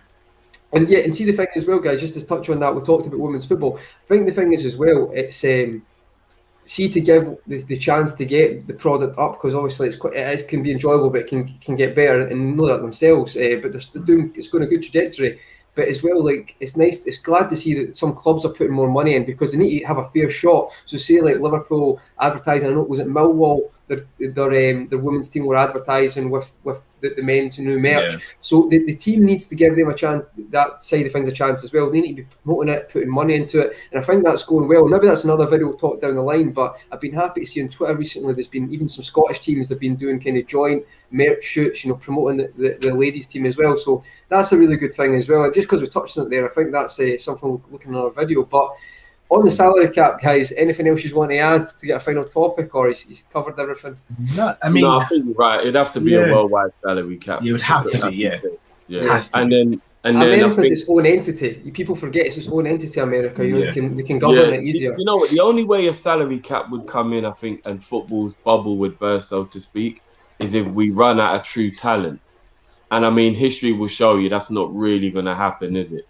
But I think the only way it would happen is if, say, the best ever player in the world at that time was like a championship level player, maybe it would get to a point where we're like, okay, we can actually nullify this right now and then start again because the levels drop so low. But you're always going to have your Lewandowskis and your Suarez's and your superstar footballers that I don't see that happening. Do you know what I mean? So interesting point by Kev here. Listen, comments have been great today, folks. Honestly, I've missed some of them. It's been great. Thanks for that. But there's argument to having caps in the league below the Prem and having caps so wages cannot exceed the percentage of a club's income. That might be an argument. I think it'd be hard to do, but I get what you're saying, Kev, because look at the teams who maybe went close to being burst recently. So that's maybe because you got the pyramid. It's you know what it is. It's external factors. That's the problem. You'd have to get everyone, and you can't trust everybody. That's the problem with this type of thing. It might. I wouldn't rule it out for the future, guys. I think something could happen, but I think something would have to go wrong for that to happen. But shout out to Monts and Big Six Bants. He's just commented, chilling the stream for a hot sec with my Ben and Jerry's. Man or five. Love it, mate. I think honestly. Everybody. I mentioned basketball once because I don't know if anyone would be into that, but he's already mentioned, Ali's mentioned LeBron all the way. So we'll get Matt in because I know Matt absolutely loves NBA. Mate, how you doing, Finny, in the chat as well, bud? How you doing, mate? But yeah, like French deal, Kev, French deal collapse. Yes, mate. I'm thinking more Brit, especially England. I think the English bubble's different because I just think we're notorious for, I'm not paying that, and people will pay that. I mean, the Zone right now are offering all football, I think, in Canada for £12 a month, or maybe that's exaggeration, like $20 a month, and we'll pay Sky Sports and BT, and it's stupid amount. But we'll complain, but that's the culture, isn't it? That's definitely British culture. But guys, great chat, loved it. Right, we'll go for the final topic, and I've got to be honest, I'll start with the red man himself here, the leader of the Redman's army. We need to ask about. I want to get your take on, have you seen the news recently this week of Arsenal have confirmed that they're going to join Tottenham and Man City and not Liverpool, because Liverpool turned this down, didn't they? They turned a documentary down, I'm sure they did. I'm sure it was Amazon. I'm glad we did. Same here, mate. That they're going to do an all or nothing series. Now, I'll be honest with you, for a viewer, I'm going to watch it because it sounds class. I'm not going to lie. TV-wise, Amazon, amazing. I was the first person when that Spurs documentary came out, popcorn in hand, mate, ready, me compadre. Yeah. Lads, I am ready for next season. I am on the choo-choo train of watching Arteta getting absolutely smacked by Hibernian or whoever they are called, that team that they just got beat by. Bro, it's going to be amazing. Hibernian.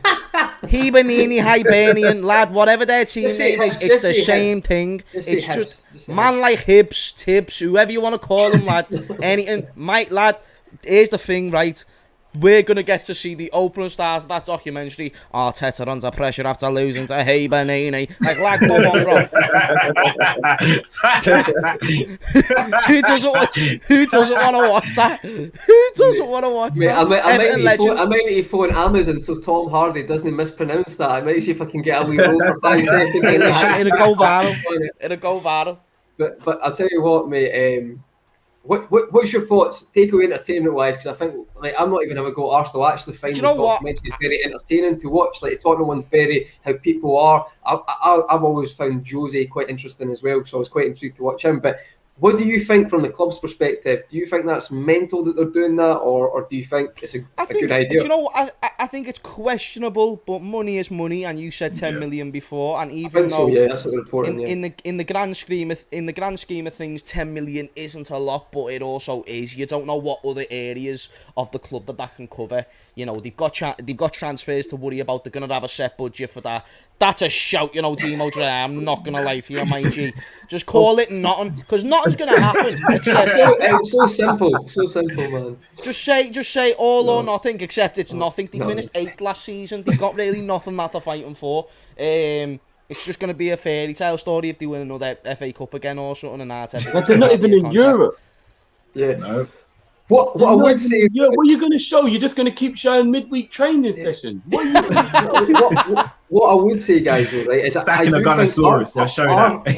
Arsenal do win when they're not like they have won FA Cups in the past, and when it's not been great, when they've not been expected to. That's the only thing. So I wouldn't put it past them winning a trophy this season, because that is what they do, and it keeps people maybe not like obviously they had the protest then, but in the past that's kind of kept them back from that. So I'm going to put a bet on that they'll win a trophy this season now because of that. I mean, let me just ask you, this is all I'm going to say on it, because I don't want it all seem like I'm going in on Arsenal, yeah? If every day when you lot got home and you went to get ready for bed and you took your boxer shorts off and there was a skid mark in it, would you show someone? I did say he was an analogy expert, so there he is. and then would you sell your soul and show it just because someone gave you a little money to? No. Because right now Arsenal's about to show us their shitty briefs every week. Every week, you lot. Yeah, 10 million. I mean, is it worth it? Is it really worth it? Do you want to be known as the shitmaster for a little money? Because I don't. If they say 100 million, if they say 50 million, right? Okay, bro, I'm never showing shit in my box for 10 million. Yeah, I'm not gonna lie, I would for 50 M's. Like, I have got, you know, I think in people context, that's like $1,000 or like maybe 500 quid. I think in our context of life. Context. If we're chatting 50 M's, then yeah, say no more. Say no more. What time you come into film, phone Amazon Direct, you know. Very, very clever they did it without Europe, yeah. So, because Tottenham got the Conference League, didn't they? Tottenham got the Conference League, yeah. So, it's right. So, Cal, Drifty, what's your overriding thoughts on it as well? Then, what do you think? Are you surprised by it, or are you not surprised by a lot of the stuff now? I am, you know. Nothing Arsenal that surprises me anymore. No, but bro, I am surprised that they're gonna air their dirty laundry though. I'm not. These lot sacked their mascot to give Aubameyang a new contract. No, I know. It's true. There's nothing they won't do. But we don't know how it happened. This documentary will mean we see it happen though. Exactly, because it means more views and stuff for them. And more money. You think they genuinely are just like, let's be the banter club for real? Like, let's just make money off they are, aren't they? I'm shocked. I am shocked. One thing I won't say about Arsenal is that they're like a kind of, I wouldn't necessarily say they're a classy club, but they do carry themselves well. Not anymore. That's gone now. Yeah, maybe it has. I'm still surprised. I'm just glad that Klopp said he's not on it. I'm glad that Klopp put his foot down and was like, there ain't no way. There's no way you're doing that while I'm here. I'm not revealing secrets. I'm not showing rifts between players. I'm not letting you know anything that's going on. I'm glad Klopp said that. I was surprised with Pep doing it. Like, I honestly was surprised with Pep because notoriously people were saying they knew that. they were going to win. Yeah. I know, mate. But usually, see people say with Pep that that's a knack sometimes when he's doing that at the touchline. I just thought Pep was quite a. I'm surprised. The one I was surprised with Pep. Maybe you're right. Thought they were going to win, but the fact that you know what as well, bro. You see with Man City, because Man City are nobodies, even though they win, they're nobodies. That was a way to get the whole world to know who they are. Yeah. I mean, they're not nobodies. They've got a core fan base, Bro, in the football terms, but like globally, they need to improve. I do, and it's a smart decision in that sense. Yeah, it is because you want to try Amazon Primes. But see that all or nothing thing, like that has probably got them fans from it, to be fair. But this is why the Arsenal one, like, all joking aside, guys, because like we have a bit of laugh and stuff, but like I think we're a Klopp away from being an Arsenal at times. Maybe that's a bit too, but some of our decisions aren't great, and I think the man performs miracles sometimes. Not all the time, because obviously like, he's got the players, the money to buy players in, the Van Dijks, the Alisson, like he's got them and they've helped. But I just think like see this. You know what Twitter's like? You know, we live in a social media reactionary society. Everybody's going to be watching that, and I can't see them getting any positive. And I know people say bad press, good press, but in this sense, everybody knows who Arsenal is. So it's not going to get them more fans on the side. I don't know. I disagree. I think Arsenal have got that big of a fan base, and a rather loyal fan base at that, to the point where I genuinely believe if they have just even a moment where like they've lost and then they've bounced back, and it's this like, you know what editing can do, they can make it seem amazing, like this great story that can't be topped. But no, honestly, like you saw it with Jose Mourinho and Tottenham. How many people did you hear say, "Oh, Jose Mourinho isn't that bad"? Now that I've watched him a little bit more, like actually, I don't still like him because of rivalry, but I have a little bit more respect for him. I didn't think of it like that, James. That's a fair point, mate. You've got to think about how they're going to show it. They're not going to show the parts that make Arteta look silly. They're going to show the parts where if he does do bad, there's going to be a comeback story. There's going to be some sort of thing that's going to end up making him look decent, and it's going to make the fans be like, "Oh my God, Arteta has got a plan. He is actually the mini Pep Guardiola." But look at Sunderland till I die. Sunderland till I die. I'm not saying they're going to get relegated or anything like that. But see, even with Spurs, right? And I know it was a bit, but they got European football, didn't they, at the end of that season? So there was a bit of a right. We can make this seem like a. Whereas if Arsenal just finish 10th again and don't have anything, it's going to be really hard, I think, to turn that. And I know what you're saying, James, though. Maybe they will. Maybe you're right, because editing can do mad things. You know what I mean? They can do mad things. But, absolutely, man. You know what, though, guys? I think, I'm not just going to make an assumption, but there's always someone who loves the camera a bit more than somebody else. And I think what Klopp probably realises, which is probably one of the main reasons he don't want this done, is if it's Big Brother every day when you go to work, people are going to play up to that. And I feel like it's a distraction. Like, let's be honest, even though Rose had a right to ask Mourinho, why are you actually taking liberties with me when I'm playing? Did Milan get back to you? You know that Danny Rose knew he was on camera there, innit? Do you get what I'm saying? Yeah. Like, he knew he was on camera. The whole documentary, Mourinho was acting as someone who knew he was being filmed. Yeah. And it's a distraction. It is, no matter which way you look at it, it's a distraction. Do Arsenal need any more distractions? No, they don't. They really don't. I agree. No, mate, I agree. Listen, just on this, because we're all Liverpool fans, right? I actually like this. I like this. Sorry, I've lost the comment there. Oh, man. Do you remember, obviously you remember, the Liverpool documentary, Fly on the Wall documentary? The pre-season being Liverpool. Yeah, I actually enjoyed it, to be honest, right? But it was at a time where we weren't, we were rubbish at the time. Rubbish, and it was a bit like you wanted to try and get a bit of feeling of the squad as well, what was happening. And the Sterling thing, Ali just mentioned that. Remember Sterling instantly Rodgers? Yeah. I do. You'll be on the first play in home if you do that again. Yeah. I didn't say nothing. You know what you said. I know what you said. You know what you said. Yeah. You'll be on the first play back. I know. I enjoyed this. See that clip from the Lucas Leiva clip, isn't it? He goes, "Do this for him" and stuff. Do you know what? Some people ridicule that. I actually quite enjoyed it, but at the time, I was on Channel 5, wasn't it? I was just wanted to try and get more information on the team, and it was but that was the age of it, guys. This is what I'm saying. When the business started, that stopped. Do you get what I mean? Yeah. When the first couple of games they did. Did they? Yeah, because we got pumped by West Brom, I think, in one of the first. Oh, first maybe games. I stopped watching. It You was know rough. what? Yeah, the last thing I'll say in it, hindsight is a beautiful thing. Yeah, and I feel like, you know, the season we won the Champions League. Yeah, if that could have been an all or nothing now, I would do it. Like if I said to you lot, all of a sudden, by some miracle, everything got filmed about that season, and now we can watch it as a 10-part documentary or whatever, I will bite your hand off for that. Obviously, you never know at the beginning whether that's going to be the thing. So that's the risk, innit?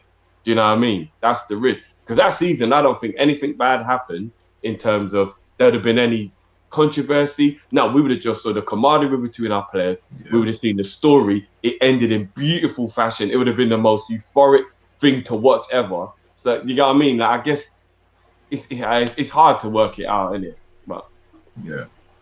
No, but listen, guys, I just saw your message there, Cal. You guys, I know you've got something to go to, and I appreciate you've got a lot of time. And actually, to be honest, we've kind of covered all the topics we wanted to. So I'll maybe just do the last question with James, but you guys crack on. I know you've got a meeting. Thanks very much for coming, and I really appreciate it. And thanks for it's been a great laugh. I really enjoyed that. Always a pleasure, bro. Great, guys. People, smash the like and subscribe to this channel now. I keep forgetting to say that. But just a good laugh into the comments. Great. Yeah, we're waiting for, guys. Smash the like button. Smash the like. Right, you guys head off, and me, James, we'll finish the last one. We'll just do a quick Euro recap.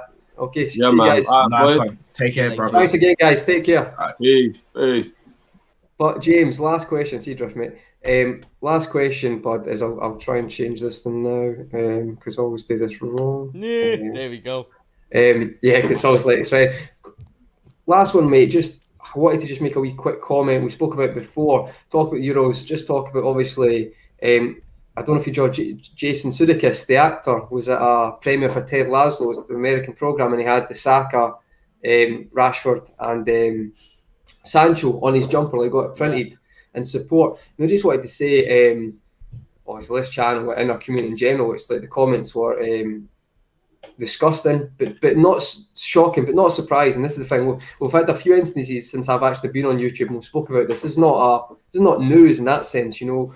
Like we just spoke about it offline, but as soon as it happened, maybe after 5 minutes after I watched it, I realised it was 3 players of colour who missed a penalty, and you can guarantee that was what's going to happen. There's no argument, there's no debate. You just know it's going to happen. Just wanted to reiterate what we said earlier. It's absolutely disgusting. And I think yourself, you summed it up perfectly with your Instagram video, mate. So just because I had you on the show, I'd just shout out to you. I thought it was superb and echoed my thoughts on that, mate. But I don't know if there's anything to say that. It's just a different perspective. That's all it is. It's just offering people a different perspective. And it's like, you know, white privilege is a thing. And not to go into a completely different conversation, but white privilege is absolutely a thing. And anyone who believes otherwise is naive, I'd say. Not stupid, because you can be uneducated, but uneducated and naive because it is a thing. And, you know, you don't have to wake up every single day worrying about certain things that black people do. It's just a fact. It's a fact. You know, 100%, 100%. You don't, Jordan Henderson and Jack Grealish doesn't have to worry about stepping up to that penalty. They can worry about themselves and their own career, but then it stops there. They don't have to worry about newspapers. They don't have to worry about people who have been treating them like kings all summer and now going to absolutely hate them just because of one missed penalty kick. You know, it's the hypocrisy of us of you know, Sterling being glorified, Saka being glorified with the fact he was putting in good performances, and then now you see just a moment that's not even based really on skill. It's purely based on the pot of the luck, especially if you get it on target. So to then go at them for anything more than what they've just all achieved, which is getting to a final against fucking Italy, which is an amazing achievement in itself. You got knocked out on penalties. It weren't like, you know, even though they did get outclassed in the game, it weren't like they were getting 3-0, 4-0 beaten. So it was just, it sat wrong with me, mate. And it's not like, you know, I've got close friends who are black, but that's not even the reason why I posted it. People are people at the end of the day, and it's just, you know, I treat people how you want to be treated. It's what I like to say. Treat people how you want to be treated. If you don't like to be treated a certain way, if you wouldn't like the newspaper being on your back all the time, then don't be doing that to other people. Treat people how you want to be treated. I criticise Sterling a lot, but it's absolutely nothing to do with the colour of his skin. I criticise Sterling the same way I'll criticise Henderson when Henderson weren't great. When Henderson weren't great, I was saying he shouldn't be the captain of this club. I'll be real, like, when that decision was first made, it just shouldn't have happened. And I was saying at the start of the Euros, Sterling shouldn't be going to the Euros. Yeah, same. I said that as well. Or he shouldn't be in the first 11. However, I am more than happy. Every single piece of constructive criticism I give, I am therefore giving you the opportunity to laugh in my face and prove me wrong. Look at me as a hater. Even though I love Sterling and Henderson, you know, as people, you know, I've always admired Sterling for what he's done since he's left the club in terms of movements in racism. I respect anyone who becomes a footballer. I respect anyone who goes and achieves their dream. But if I'm talking about the game, I can give you constructive criticism, and that's then your job to prove knobheads like me wrong, which, by the way, both Sterling and Henderson did. But even if they didn't, specifically Sterling, he doesn't deserve any abuse from myself that goes beyond constructive criticism. But see, that's basically highlight. I think, like, obviously we've got friends of colour, but that doesn't actually matter. That's going to do it. But the whole point is, I've seen a lot of comments, and it's like it's been worded away to say, because they've done this, they don't deserve it. No, just don't deserve that. Like, people don't deserve it non-stop. Like, why is this a debate? On my video, I watched it back and I kind of fucked up, because the reason why I brought up Rashford feeding kids and stuff like that, the reason, and, you know, Sterling firing us to a final, is because of the hypocrisy of it all. Is the thing I had a very big problem with. They shouldn't get abused anyway, but you are abusing. I was basically trying to emphasise, you know, do you know your kids? He's feeding them. He's feeding them, mate. Do you know all these meetings that you've had with your family over the summer, getting to, you know, shit that you haven't been able to do in over a year because of COVID, but now because it's football, it's all right. You can go and meet all your family again, this, that and the other. We're all together watching the football. I don't know what it was like in Scotland, but it might have had like a similar vibe where the country just kind of came together. You can thank Raheem Sterling, because without him, we wouldn't have got out of the fucking group stages. So that's one thing that you've really got to take into consideration. And the second it doesn't go your way, it's like a spoiled little kid. Second it doesn't go your way, start throwing your toys out the pram. It's pathetic, mate, because these are supposed to be grown men the same grown men who are like, you know, people come into this country and take my jobs. No, they're just better at it than you. They got out of a worse situation than what you were born into, and they made it here and they made the most of it. That's the difference. So don't be celebrating these players in one moment, saying, oh, Raheem Sterling's, you know, when he's scoring goals, and then Salah is a great young player when he's playing well, and then he misses a penalty. Fuck off. That's not the way. And that's why I said. Mate. And that's why I said I don't associate myself with the institution. I respect the players, and I even 100%. Massively respect the manager, even though I don't think he's great tactically, but I love him as a person. I really as a leader, you could probably argue as well. And my manager, I'm not saying a great manager like that, but as a leader, like, for the questions he got asked, I can't fault him as a person. I really can't. Yeah. He's brilliant. He doesn't give you he doesn't give a you know, kind of hazy answer about when he got asked about the BLM or whatever, or various things about that. Backs it straight, backs what he said, sticks by this, a definitive answer. Even the players though, Conroy, even the black and white players, but all of them I can make. Do you know what? I was a Harry Maguire fan, I was a Luke Shaw fan. This Euros, I was seeing them playing well and actually being made up for it. I haven't celebrated a penalty in a while the way I celebrated Harry Maguire's penalty. That was insane. He broke the camera. Do you know if that was it? Like, that's clutch to do that at that moment. Like, you got to give him his due. Like, bro, it seemed like they could have edited that. Do you know, like a football clip where, like, you take the penalty and he just throw the little editing effect. When he did do the little editing effect, bro, that was just Harry Maguire's fucking sheer power. Yeah. But the point being is that regardless of how it was, you can talk about the order of the penalties. We should have the comfortability of knowing, more specifically, Saka and people of all colour should be able to know in a situation they are going to be treated the same as I will, you will, and anyone watching this stream will, because then that's when the world becomes a more fair place. Until then, the racism is going to continue. We're going to keep on having these conversations, and it's going to be a case of how do you treat people how you want to be treated, but people ignore that.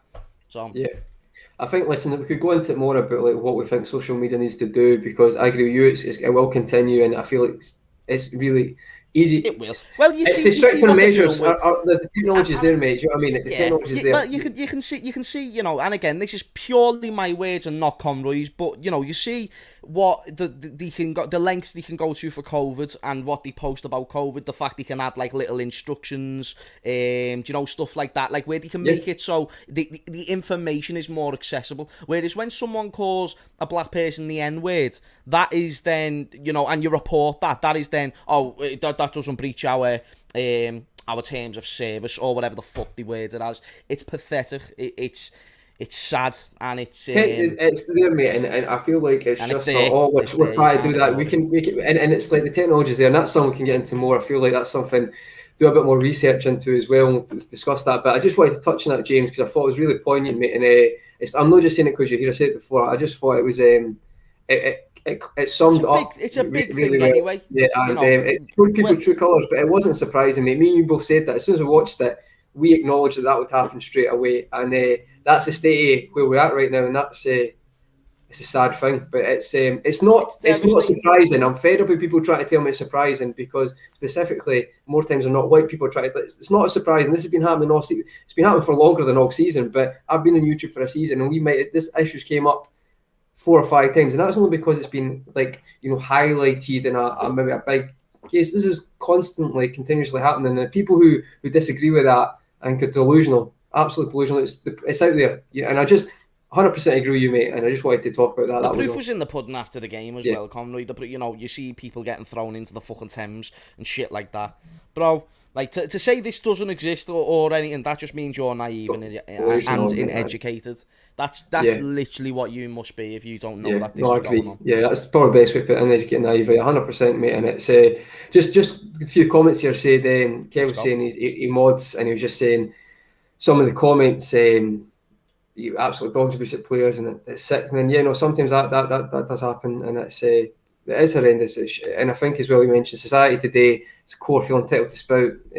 Shout for a filter. It's normal. It's normal. Like just to even attribute to my own little experience before I even started YouTube. You know, I done the Mane video, and this was even before I was big and people knew my name. And I got so much. We always knew your name, mate. We always knew your name. No, back then, before I knew you, Conroy, no one knew who I was. If buts and maybes, mate. I was the if buts maybes kid. You met me in town, people would be like, "Oh my god, aren't you that? Aren't you the Sadio Mane kid? Aren't you the if buts maybes kid? Aren't you if the aunt had balls, she'd be your uncle kid?" But people would say it wrong. They'd be like, "If your nan had balls, like lad, like that would be." I remember. I never forgot that one. That was brilliant. Do you know what I mean? Like people would associate me with that, but at first, before I even went out and before it really blew up, I was getting a lot of hate. It was just hate. It was like, he's not a proper Scouser. He's from this area. He's a muppet. Why is he saying this? You know, this, that, and the. Why is he trying to be funny? It's like people are out there to hate. People, like, and I said before, people who say, they're taking our jobs. No, you're just a lazy motherfucker, man. Loads of jobs out there. Loads and loads. They're not taking your jobs. You're taking your own chance of getting yourself a job or getting yourself your dream or whatever your career wants to be. It's a negative attitude. With a more positive attitude and a little bit more belief in yourself, you'll realise that they're not getting in there because of their colour. They're getting in there because they've got more credentials than you. They're smarter than you. They're better than you at whatever it is that they got a job over you in. Just take it that way. Do you get what I mean? You're not going to win everything in life, bro. And it's just the fact my friends don't get, the same safety as I do, just based on the colour of the skin. That's where my issue is. I think personal experiences as well. You know, like you might be friends with people, and I hate a phrase. I'm not racist because I've got friends who are colour. I'm not saying that at all. That does my head in. But the point is, like, I've got experiences with people I know of colour and relationships with people of colour, and it doesn't educate yourself. And I'm not saying you have to be in that way to find that information out, but just due to the personal experience I've had as well. Completely agree with what you said, mate. And listen, we can touch on it more. Probably do a full video on that at one point in the future as well. But just thought something had to be said as well. We spoke about it for about 5 minutes off camera, but I thought we'd just mention it as well. And I thought it was really poignant, mate. But shout out. But it also educates people though, because I still learn myself about things that even I don't realise. It's fine to be uneducated. Just to be open minded when people are trying to talk to you about it. Like, it is a thing. It's not something that doesn't exist. Otherwise, it wouldn't be getting talked about. Yeah, Do you get what I I'm know. saying? So it's good to talk about these things and try and educate people, for those who don't know, maybe the depths of it. Because everyone knows racism exists. They just don't know what level. 100%, mate. Just Monts was saying, we're more scared for them to miss rather than being excited for them to score. And that shouldn't be allowed, man. Yeah. I had friends, and they sent me a message joking about it, like, "Oh, we've got to leave now." Huh? I didn't find that funny. Like, they were doing it themselves because it's become something that, if you can't hate it, then laugh at it type of thing. They weren't, but the fact they feared for themselves. The second they left when Sancho missed, by the way, they never even waited till Saka. They saw Rashford missed, and then Sancho stepped up. Because Jorginho, because most people thought Jorginho was going to score as well. So then it was going to be and then it was going to be Sancho's fault. It's like that shouldn't be it. You should be able to just sit there and embrace whether you win or lose. If you lose, go and get yourself a bevy. Go and get yourself a bevy and enjoy the rest of the night. Go and get pissed with your mates. Shouldn't have to go home. No, honestly, exactly. I couldn't put it better, mate. And it's just to say, Chris, thanks, mate. And Kev said, verifying. Honestly, mate, I'm not saying I'm an intelligent guy, but there's so many things you have to, if you want to join, you have to show ID, verify it. It's quite common practice. So, yes, you might have previous accounts that have been made that maybe it's very hard to get them out of Twitter. But how many times do people get banned and make a new account? So it's not. Do you want me to tell you why I don't think they'll do this? Do you want me to tell you why I don't think they'll do this? Because it takes a lot of money and it takes a lot of time. It takes a lot of money and time. The reason why not all celebrities or people with followings have blue ticks. So, for example, Expressions, who is massive and is being massive. He was really good in Don Robbie. He's in the Euros, like, mate. LAPX5 was brilliant. He's massive. He's box office, and he doesn't have a blue tick. And the reason why is because Instagram, I've requested for mine, because you've got to request for it. Bro, you request for a blue tick. The reason why not everyone has it is because they can't be arsed going through all these requests, and they'll get to it one day. And if they recognise you, they might just give you it themselves. But be all and end all is, that'll be too many verifications, that'll be too many employees that they have to go ahead and appoint, and then furthermore pay. There's so much effort that gets put into an ID check. There's more they can do, but I doubt they'll do that just with the amount of money. But they should. They should not just be able to make an account willy-nilly. Absolutely not. Like, that sounds sense, not sense, but that sounds logically what will happen, unfortunately. But to me, mate, I just feel like it's a massive entity, like, especially Twitter now, Instagram and stuff, and I just feel like it can be done and it should be done, and I feel like we just need to keep putting as much pressure as we can on these platforms to do it. I understand. The pressure will be put off. This is what I want people to realise as well. Even though I know where I stand, you know where you stand. There's so many people who don't speak up on the situation unless it's a relevant situation. You know, it won't get spoken about every day. People will get tired of it, even if they're so passionate and they want it to stop. They will stop talking about it because that's just human nature. Kev was just adding, like, I get that's what we were saying. Kev was saying, like, not just all blue tick. I think James was using that example, like the process to get that done. That for everyone to be ID checked, like one a passport number and stuff. It's it just feels like it can be done, but they're just not putting the results. It's still got to be properly checked, because if you're just talking about online passports, then that can very much certainly be manipulated. Do you get what I'm saying? Especially through an online version. So that's all I'm saying. I'm not trying to say like it's the exact same thing. It's just a lot of time and money will have to go into that, and I just don't think. I think that if the pressure eases off, then why would they have to change anything? Yeah, they'll just sweep it under the carpet. If you're a businessman and you realise, do you know what? The noise has kind of died down now, and this is going to save me a lot of money if I don't go ahead with this. Sweet. It's a realistic comment on it, mate, because the thing is that's realism, and unfortunately it should be done. But I might be wrong about something. Maybe it's easier than what I'm making out, but that's just my assumption. Hopefully something can be done, because I think like it's getting, mate. Listen, I'm still quite new to this whole being on the YouTube side of things, and you're seeing comments still, and it's like in that space of time I've been in it, you've it's there anyway. But after Sunday, mate, even this week, I've been on certain streams and the comments have been not even horrendous, just horrible, just disgusting, horrible. Just I don't know there's any way to word it. Just inhumane. But just last, Chris was just saying, mate, because I know you got ahead soon, bud, but thanks for that. I really appreciate that, James. Appreciate your time on that. But Chris was saying, guys, because we've got the man himself here, guys, who are Liverpool going to buy this summer to add to Kanate? So what's your thoughts on that, mate? I genuinely believe we are going to sign, if we are going to sign anyone else, it's going to be someone of the region, around like Renato Sanchez, something like that. I believe, Fabrizio Romano coming out and saying that if anything's going to happen, it's most likely to be that deal. I think Liverpool are probably just waiting to maybe find the best price, as they usually do. I do think we're going to sign someone else, but I think it is going to be like a Renato Sanchez. I even...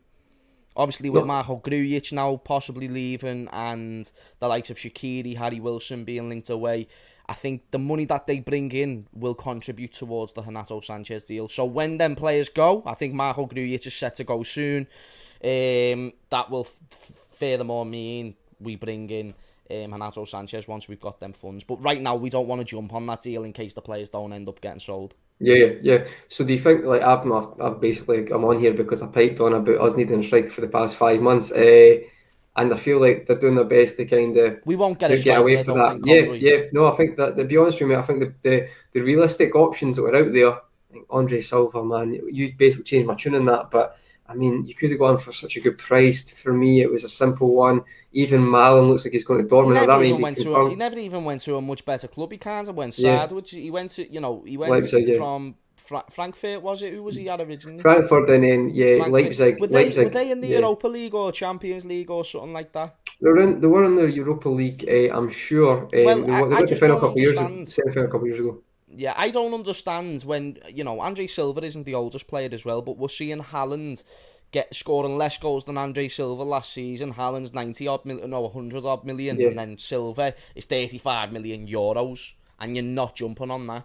That shows to me that they don't need a striker. Marlon going to Dortmund, that shows to me they don't need a striker. Patton Zaha to Leicester, that shows to me they don't need a striker. Bro, there's so many strong links throughout this summer. We do need a striker. I do the Redmond roundups on a basis. So when I'm looking at all these different sources, and over time you learn what to believe, what not to believe. But either way, it all still culminates into a little picture of what things could end up being like. This is one of them things where I've saw these deals fall through, and that's why I don't think we'll get a striker.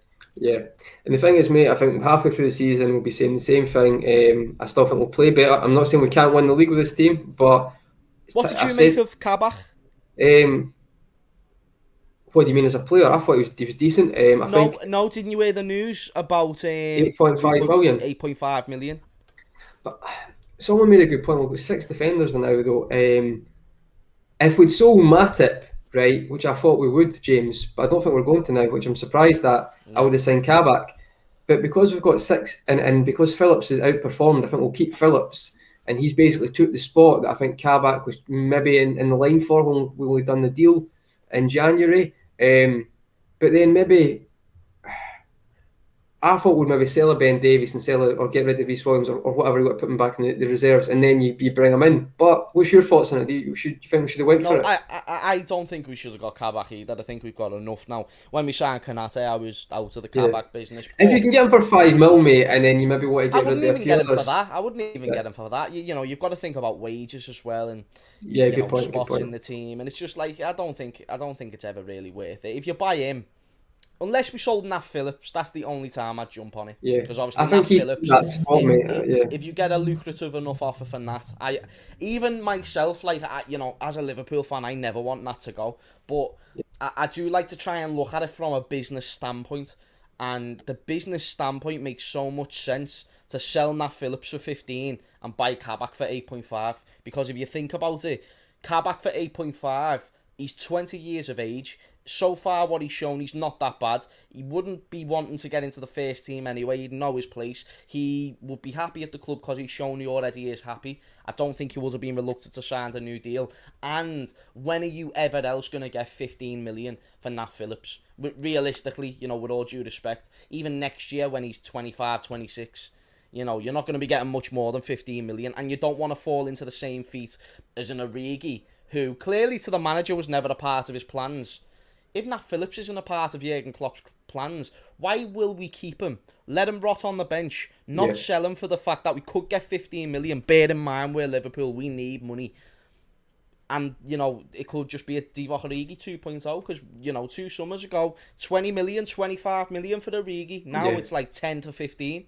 No, You no, I don't think want that to happen. You've got to look at these players as assets, you know, players who come through the academy especially, they're assets. You know, they can be a Trent Alexander-Arnold, but the majority are going to probably be a Nico Williams. Trents are an anomaly. They're probably going to be a Nico Williams, who I don't think he's going to ever be good enough for the Liverpool team, but I think we can get 10 to 15 million for him, which means that's a success. Ryan Brewster, that was a success, even though it never worked out for us. Jordan 25 Ibe, million. success, Jordan Ibe, success. Raheem Sterling, a success. Even though he's left and done well, 50 million for Raheem Sterling, who came through our academy, was huge. That's what academies are for. You know, that's just what people need to realise at the end of the day. And Nat Phillips.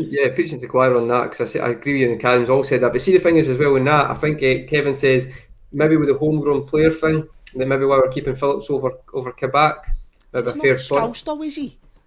No, but he's English, isn't he, Phillips? So it counts in your... But I don't think so. Just with the fact Kanate's French, Gomez is English, Matip's from Cameroon, and Van Dijk's from the Netherlands. And I think, you know, with Kabak being from Turkey... I think he means like the quota you need to have for English players in the team. Oh, how many English players do you need in the team? Maybe I'll be honest, I forgot, but it's like I remember someone said that it has to be sitting homegrown players, or maybe not English, but they have to be from the area. But we can replace it with someone else, some other youth player that can come through. But I don't think that'd be a problem. No, I think for me, I think Nat Phillips just proved that. I think he's a tool. He's a tool as well for some games. Like you can use him for Burnley away. He's huge for that. That's where you can use him, but I don't know if someone who is a tool is worth 15 million. I've never known a tool to be worth 15 tools million. Maybe the wrong. What I mean is, for me, like he's a kryptonite to a Burnley and stuff like that. You use him in those games and other games, maybe 5-6 games a season in the cup games. He was great. I've never seen Liverpool be so. He dominated the Burnley game. He was amazing, and that.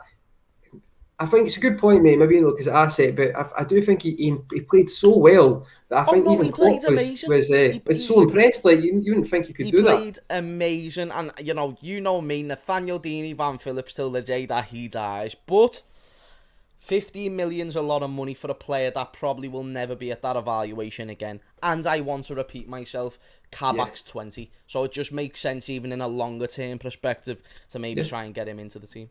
Interesting one, mate, and it'll be. I think. But I'm happy either way. If Nat Phillips leaves, I'll probably be more sad than happy. But I'll know deep down 15 million for Nat Phillips is sound. But I'll be just sad he's going. He just heads us in rondos, for God's sakes, people. This is a player that should be celebrated. No, I know. And Kev said, thanks, Kev. We want to sure, mate. You can only register 18 non-homegrown players. Good to know. Thanks, mate. As I said, that slipped my mind, so thanks very much, mate. Shout out to the chat again. Been brilliant tonight, guys. I know 3 p.m. on a Friday is a good time for us to make it, but it's maybe not. I know people are busy, so I really appreciate that. And anything else you wanted to say, James? Just what we've got here, mate. I think we covered a lot of bases there. I mean, I told you so. Italy did win the Euros. I told you so. Mate, did you clip it up? Did you clip it up? Actually, it's in my video. It's in your video. It's in a lot of videos. You said it. So that was the last. The last prediction I made leading into the Euros. It was on this channel. I think it might have been even your last live stream. I'm not sure if you've done any videos. I think I've done one since then, but it was the one. Was the Euro one. Scotland? That was a reaction from me stream. That was more like a self-loathing stream. But the actual prediction stream, you called Italy, mate, and you called Turkey being terrible. So I forgot about the Turkey shout. Everyone was saying. You actually know what you're talking about, James. You do have a career on it, so you do know what you're talking about. No, people think I don't know what I'm saying about football. I do get quite a few things right as well as wrong. But the Euros, mate, I got the majority of it spot on. I thought Germany were underwhelming as I thought they were going to be. I thought they had, fairly good individuals, but it still didn't mean he was going to be quality or anything of the sort. Turkey, they had a few good centre-backs. Soyuncu is not going to win you a Euros, with all due respect. They had a striker at Juventus who was doing sound, but again, he's in a very different system when it comes to Turkey. I just didn't see it. And then Italy smashed it all the way to the park. Yeah. Why? Because they were a hard team to beat. Also, they had a very good manager. You can't underestimate that. And very good players.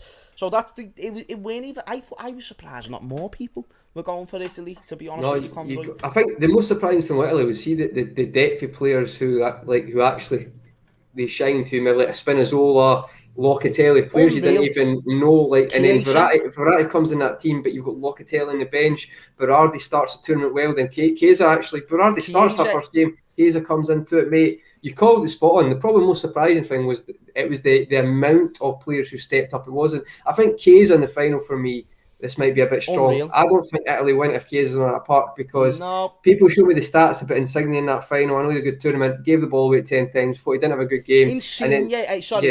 Chiesa was all running us all went direct, didn't play like the usual. He was very direct. He was basically he wins the corner that Maguire heads away to score from because he's just being direct and whipping it in. I just think Chiesa, outstanding. Italy, not based on Chiesa for the full tournament. I just thought he was very, very important for the final. Kev, thanks, mate. I really enjoyed it as well, the chat. And even Pellegrini is world class. He was out of that. Oh, yeah, Pellegrini, the midfielder. I think he plays for Roma. Is that right, Daz? I think it's Roma.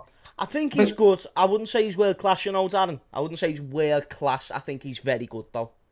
Is he the one who takes penalties as well, Pellegrini? I think.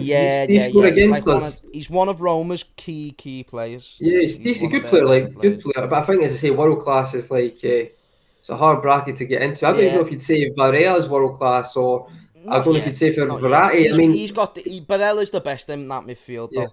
People love Verratti, and I think he's very good. I don't know if he's world class for what he might be world class for what he's done, but I don't think he is, and I think Barella's better. Yeah. You could argue that Jorginho is world class at doing what he does, but that's maybe a weird argument. I'm not saying it makes you world class, but I think he's very great at what he is. I think he's the level below, just the category below. Fair enough. He is very important. No, players like that are very important. That's the thing. People think if you're not world class, you're shit. No, it's just you might not be world class. It's like you're outstanding player, but I'm not world class. It's like you're still amazing, mate. Like world class, actually. Even Jorginho said it himself. Like when he was asked about the Ballon d'Or, he said if it was based on trophies, then probably because I've won a Champions League and the European Championships. But if it comes based on technical ability, then absolutely not. He said it himself. Yeah. And the thing is, it's quite good self-awareness like that. I quite like. It was the fact that Kante was, if Kante wins the Euros, Kante wins the Euros, and then it switched to Jorginho just because he had the Champions League. Like, bro, mate, see if Spain go to the final, was that Aspi? Was he going to be up for the Ballon d'Or because he won the Champions League as well? It's just, to be fair, no one said Aspi, but they should have. I know, I guess a bit nonsensical at times, but shout out to biggest surprise for Kev. Just the last few comments, James. Just France and Portugal both flattered to deceive. France, by the way, see for 20 minutes against Switzerland were unbelievable. Like, and it's their own fault. Don't get me wrong, but genuinely they were frightening. And I was like, they're going to win it, the tournament. And then shout out to Switzerland, big Steven Zubar as well. He was awesome. Xhaka. The mentality of that Swiss team were special. France have got amazing individuals. Portugal have got amazing individuals. But what was the one thing that was clearly, evidently wrong with their teams in this Euros? It was tactics. It was wrong setup. The reason why France lost that game is because the manager lost his head. He didn't make the changes necessary. The team lost their heads as well, but it's also due to the manager. Even everything from that point, extra time. Even inside the camp as well, and Mbappe stuff talking about, there we go. And then even Portugal constantly playing Ronaldo. Them I thought them teams were going to be held back based on individuals. Italy, they don't have no individual. Their individuals are 36-year-old centre-backs who don't even know what Instagram is, probably. Chiellini and Bonucci are very hardcore. They don't give a fuck, mate. These Italians, you saw it on the pitch, the wind-up merchants. My man picked up Jordi Alba, like there was no tomorrow, and then he comes into our game, pulling down Saka. You know what? Like, bro, the wind-up merchants. Donnarumma against Belgium. Lukaku. Absolutely. He's so big as well, like, and he is great. He makes Donnarumma has saved or won Italy 5 of their 5 penalty shootouts. Like for his country, and he's just won his country a Euros at the age of 22. It's like kind of does deserve it when you strip it back, like two penalty shootouts because his saves. So it's kind of like a semi-final and a final. It's a bit like what more can a goalkeeper do to have an impact? So I kind of get that. But no, I agree, mate. Also, shout out to this man. I got one prediction right in my video, so we'll hype it up a bit. I said Pedri be young player of the tournament, and I got that right. So there we go. That's a great shout, actually, because there was even debate whether he'd play or not, because even though he's good enough to play, with Thiago in that team, you just never know. Yeah, and Busquets came back in as well, because he started the first one, and then Busquets came back and he kept. Listen, mate, I love Thiago. I do think Pedri, but he probably could have taken Koke out of the team and put Thiago in it. But see, the thing is as well, Demo, he was in the team of the tournament, I think, mate. I think they released a fake one, and then the correct one's got Lukaku in it, and I think Pedri's in the midfield. Pedri, Jorginho, and Højbjerg, because Højbjerg had a good tournament as well. Might be wrong, but I think that's the case, mate. Pedri was excellent. He was.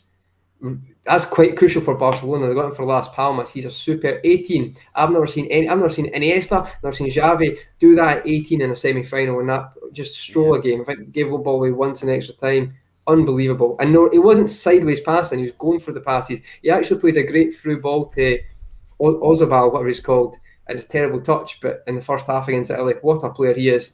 And just mentality, the Swiss, shout out to Daz, proved it's all about team spirit. Yeah, but I thought great shout, Daz, but actually they're very intelligent in the way they played against France. Even Austria against Italy, I think even the smaller nations have played quite intelligent against certain teams. So they've not just sat back, they've maybe waited for moments to attack, counter-attack, keep the ball, take the sting out of the game. I think it's been overall a fantastic Euros. So, yeah, overall thoughts. Did you enjoy the Euros, James? Quality, lads. Quality. Yeah. Couldn't complain.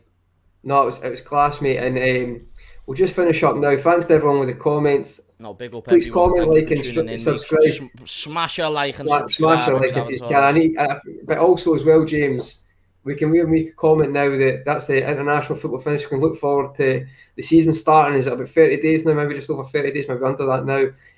For the Liverpool season, and I think I'm very excited, mate. I'm looking forward to get back in it with a nice wee break now, and we can have maybe some you watching Alisson score a last minute winner reactions. Hey, listen, I'll take that. I don't think anyone will top that, but you know what? I've seen the training videos, and I don't usually fall under that, but I'm actually really looking forward to see the team. See if Kanate gets in. He needs to get in front of Gomez first, though. It's not a walk in the park. And it's good to have the options. That's because I'm not upset with either Kanate or Gomez. That's why I'm fine with it. Mate, it could still be Matip. Matip's absolute class when he plays. To be fair, if Matip's fit, he defo starts above both of them. Definitely. Yeah, exactly. So listen, really looking forward to that. And you obviously know Redmond's channel, James's channel, James Redmond TV, outstanding, and there'll be a lot of Liverpool content. And he's also his Redmond roundups as well. So. Outstanding. One out later if you want to keep an eye. So watch that, mate. So listen, folks, thank you very much for all that. I really appreciate the comment. Chat's been amazing. Shout out to everybody. Shout out to Cal Drifty, and obviously James is here now. Great topics, and we'll hope to get one out next week or pretty soon as well on another. Get a few different agendas, mix it up so people are watching something they're maybe not hearing about every week. So. Yeah, much appreciated, folks. And yeah, that was great. Thank you very much. And yeah, everyone take care, and we'll see you soon. Peace. Cheers.